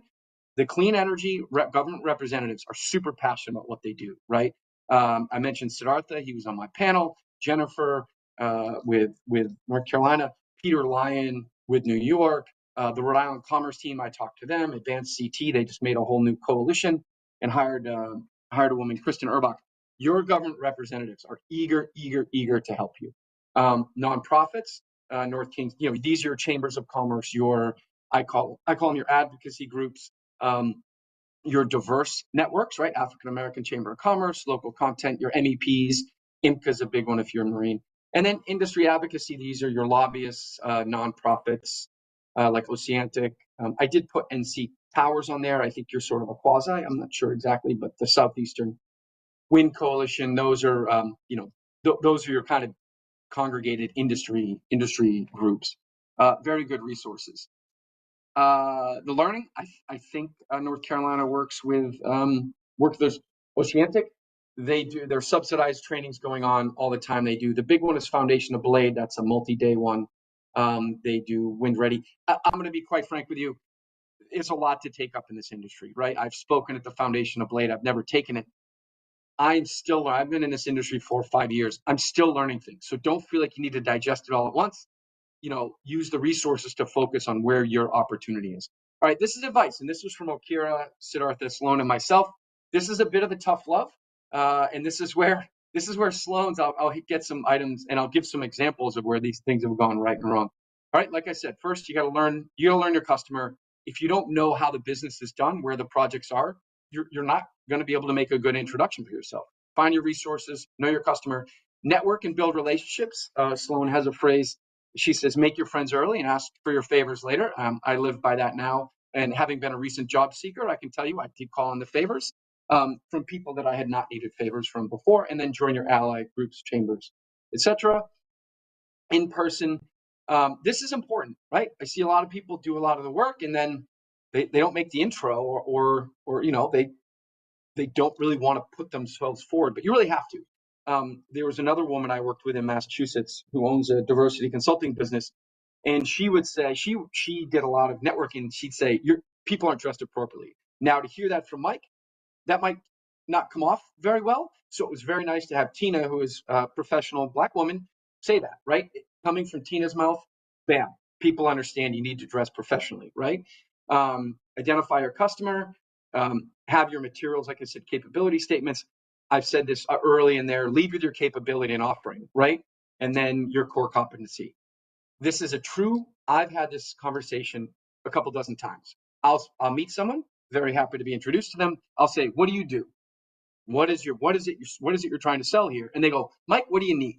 And that, like, you can hear my eyes roll into the back of my head, because these projects are $5 billion. They take 8 years to complete, and then they run for decades. We need everything, right? And so, if I say, hey, we need Jones Act compliant vessels, if you don't have a Mariner street cred and a career in that, that's not what you're going to deliver most likely. So that approach is very frustrating for procurement professionals. And I can tell you, procurement professionals are busy. This is a very key thing. Procurement is a cost center, right? If you're a business, if you're in sales and business development, people love you. Your expense account is looked at very well because you bring in a sale.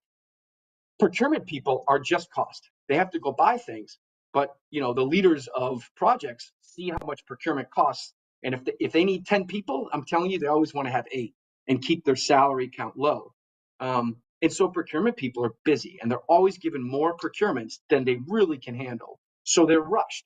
So you, as a business, really need to go in prepared and make that procurement professional job, make it easy. And I see a lot of people do it the other way. Like as a small business, I see companies come in and feel like they need to be catered to. And it's just not going to work. I'm telling you, that just doesn't get business. It frustrates you. It frustrates the procurement. It makes them be a little more reticent and kind of close their door a bit. The other thing is, let me see. All right. After the engagement, right? This is, again, one of Sloan's things. I say, hey, don't call your congressman, don't call your congressional rep or your mayor, your governor, and complain that you didn't get the business, right? That's how Mike says it. Sloan translates it for me and says, take rejection gracefully. And that is a perfect way to say it. Even if you do everything perfect, you might be slightly higher cost. You might have a technical, the procurement people might want to go with someone else, or the procurement people are busy and they went with a known quantity. Take that as a learning experience. I call it at bats too. Get on every procurement you can. Put in an offer so you can get the critique afterwards. But take your rejection gracefully. Learn from what you've done in prior solicitations. And I'll tell you, I've had that. I've had the governor, the mayor, the congressional rep, office call and complain that they didn't get business. And that person did make work. They made work for me to figure out why they didn't get the business. And then I have to go back and explain why they didn't submit a conforming bid, were late with their bid, didn't want to meet the safety requirements, right? Any number of things, right? Have patience, right? Not everyone's calling you back on your timeline. They're busy. And then in the relation, I know every state, every entity wants to tout a database. I've had this happen. Someone sits in a supplier briefing and says, I put my name in the database last year. I never got a call. That is not the way you're going to get business, right? You can put your name in the database, but then you still need to go and do the work. I have prompted my procurement professionals to go into the databases and use them. Be honest, not everyone does. It's really on your government officials to enforce that in the PPA, the Power Purchase Agreement, or the OREC, Offshore Renewable Energy Credit Contract. NYSERDA is very good at it. The NYSERDA has it in their contracts that you have to, for certain scopes of a certain value, the developer and their tier ones are mandated to search the database, and they should show that they've searched the database, and here's why they did or did not call or engage with businesses. I would encourage North Carolina to do the same.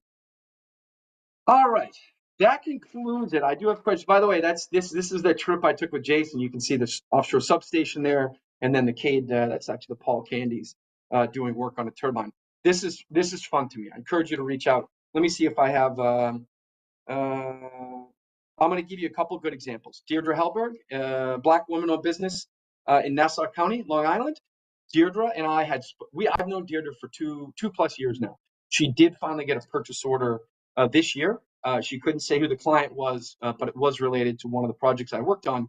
She was professional. She followed up. She had patience. She just kept at it, and she did get a purchase order. And it's one of the good news stories that I have. And she still keeps hitting it. She's an electrical supply business. This business is energy. It needs electrical supplies. Let me see. I love when someone brings me a problem and they don't say, Mike, how do you do it? And I have to bring them through everything. I love when someone brings me a problem. They go, I checked here, I checked here, I checked here. I don't understand this. If you bring a procurement professional most of the work and you have just areas you need to fill in, you will have an audience. You can even be valuable to them. They go, oh, I didn't know that. I didn't know that this company bid and didn't get the work for so-and-so. We love to talk to them. If you do the homework, you're going to get an audience, and you're going to have a method, into this. The other thing I would say, show some passion about the industry. This is a real example I had this week. I very much had to seek out companies that do high voltage work. If you do high voltage work, you're going to get contracts in this industry. If you know anyone who does high voltage work, tell them to get, involved in engaging in this industry. A company did work on Block Island Wind Farm, 2015, 16, tons of work on it. They turned their networking thing off. I have been trying to reach them for a couple months now. Rhode Island Commerce helped me get in touch with them. I had a conversation with a dude the other day, one of the few companies in Rhode Island, not diverse, but perhaps small. And he goes, yeah, the windmills, it was slow. I didn't really do anything. I'm like, dude, there's an onshore substation that's been built, hundreds of millions of dollars being spent 20 minutes south of you for an onshore substation and cable route, and point of interconnection, all the grid upgrades that go with that. And we have to lay cables for Nexans. And he just was like, windmills. He wasn't that passionate about it. So I have a meeting with him next week when when colleagues from Norway come in. But he has missed 4 or 5 years of being networked in and being frontline. Blew my mind. The other thing is, you can tell by the advice I give, and I'm going to take questions here. One of my former colleagues, I don't like platitudes, right? I like to see people get work. I like to see people doing business, getting contracts, having opportunities. I'm not a big fan of platitudes. One of my former colleagues uses the term pandering, right? And I think you've all been exposed to it. It's not what I do. The more you take the advice in the slides above, the less pandering you get, right? Because the more prepared you are, the less people can kind of give you those platitudes to get out of an uncomfortable conversation, right? If they're not comfortable being sold to. So with that, we got 5, 6, 7 minutes here left. I'm happy to take questions. I love to hear about specific businesses and the challenges they've had. So with that, I will stop sharing. Thank you, Mike. Great information shared. Any questions from Mike? Any questions from the task force for Mike? I do want to mention for our listeners, Mike's presentation is on the website. It's also in the chat for task force members if you want to check it out now. But his presentation will be available or is available on NCTOWERS' website under NCTOWERS. So thank you for that. Nope, seeing no questions from Mike. I do want to mention, and you heard Mike mention it as well. Mark your calendar for an in-person offshore wind ready session we'll be offering on October 17th in partnership with Oceanic Network and North Carolina Clean Energy Technology Center. Offshore Wind Ready is Oceanic's one-day educational program designed to help businesses learn about opportunities in the growing U.S. offshore wind industry and where their business fits in the industry supply chain. This session will be held at the McKimmon Center at NC State. Additional details, are available on our website, but it's a one-day program. You'll learn about specific opportunities, the project development and project supply chain components, parts, how to identify where you fit in the business and where your business fits in the supply chain, and it will help you determine if this industry is a good fit for your business. So I encourage you, if you are interested, to sign up for that class. Again, it's October 17th. Mike, anything else you'd like to add before we move on to general discussion? No, I would just say I'm excited. I spent a bit of time at now known as Fort Liberty. So I spent a bit of time in North Carolina. I'm really happy to see you all, growing and having an opportunity at Offshore Wind Energy. It's exciting. Yeah, I used to have a North Carolina driver's license. Can't find it around here anyway, but yeah, it is an exciting industry, and it's fun to see it grow, and it's been fun to see it in the Northeast. And I hope it continues, Mid-Atlantic, southern states as well. Well, thank you. And we do appreciate you sharing all of that information with us, and your enthusiasm for this industry and for getting people connected with opportunities. And I will ask one last time, any questions for Mike before he signs off? All right. Thank you, Mike. We really appreciate you joining us today. With that, we'll open it up for any conversation, any general comments from task force members before we close out for today. Any questions, comments? Trish. Yeah, hi, everyone. I just wanted to give you a real quick update on the fishery mitigation compensation program for offshore wind. Jennifer and Daniel and Peter and Chris Bat-Savage and I have been representing North Carolina on that. And just to remind you, that's the 11-state coalition that's putting together a regional funding administrator that will oversee mitigation compensation to our commercial and for hire fisheries, if from impacts of offshore wind. So I just wanted to let you know that that's still forward. They're real close to get to selecting a regional funding administrator. We're working on what they're calling the DOC, the Design Oversight Committee, which will make up commercial fishermen, wind developers, and state representatives. We're also working on a for hire committee that will serve a similar fashion, which will be made up of developers, state folks, and for hire captains. So that's really just a short story. We should have everything in place. They're very close to selecting the RFA entity, and hopefully by the end of this year, we'll have the committees in place, that entity in place to start developing the process and the policy. Hopefully by middle or end of 2026, we'll have it all completed. So anyway, I just wanted to share that real quick. Wonderful. Thanks for sharing, Trish. All right. Any other comments or questions before we wrap up? It's This is Steve. Go ahead, Steve. Can you hear me okay? Yes. Okay. Sorry, internet's been in and out here today. Just real quick, a quick note from actually John's presentation much earlier today. But when he was showing the map from our folks on the policy team here that shows the new offshore wind targets, he alluded to a couple of new targets that hadn't made the map yet. So I went and did a little checking. Delaware has a new target, but it hasn't actually been signed by the governor yet. That's why it's not on the map yet. But we expect to see that one finalized shortly. And California doesn't actually have a goal or a target that has been enacted regulatorily or legislatively. But the California Energy Commission issued a report where they stated a new goal. And so that one's kind of a gray area. We didn't include it on our map, but if you need info on it, feel free to reach out and I can send you the info on it. All right. Thank you for sharing but that. Yeah, John was hurting my pride when he told me my map wasn't up to date, so I had to check quick. All right. Thanks. Any other questions or comments? Thank you, Steve. Again, I want to thank Mike McMahon, Kevin Dick, Ariana Billingsley, Sharon Netta, also known as Shay, McIntyre, Holly Staples, Phil Mintz. We had Karen Baker from Bohm, and also Lee Nettles. Thank all of our presenters for their time today and for the information they shared.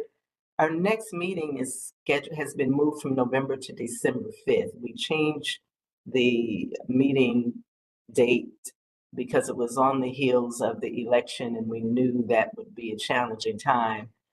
So we wanted to make sure that we were giving due attention with any transition conversations that would be quickly taking place once the election occurs. And we are scheduled to be in Morehead City on December 5th, so please mark your calendars accordingly. And we will get information out on that meeting as soon as we have it all pulled together for you. With that, seeing no questions or final comments, we are in good order to adjourn this meeting 14 minutes early at 2:01. Thank you, everyone, for your time, attention, and participating in today's meeting. Again, all the materials are available on our website. And if you did not have an opportunity to pick up some of the conversation in the chat, we will have some follow-up detail for you as well. Okay, with that, this meeting is adjourned.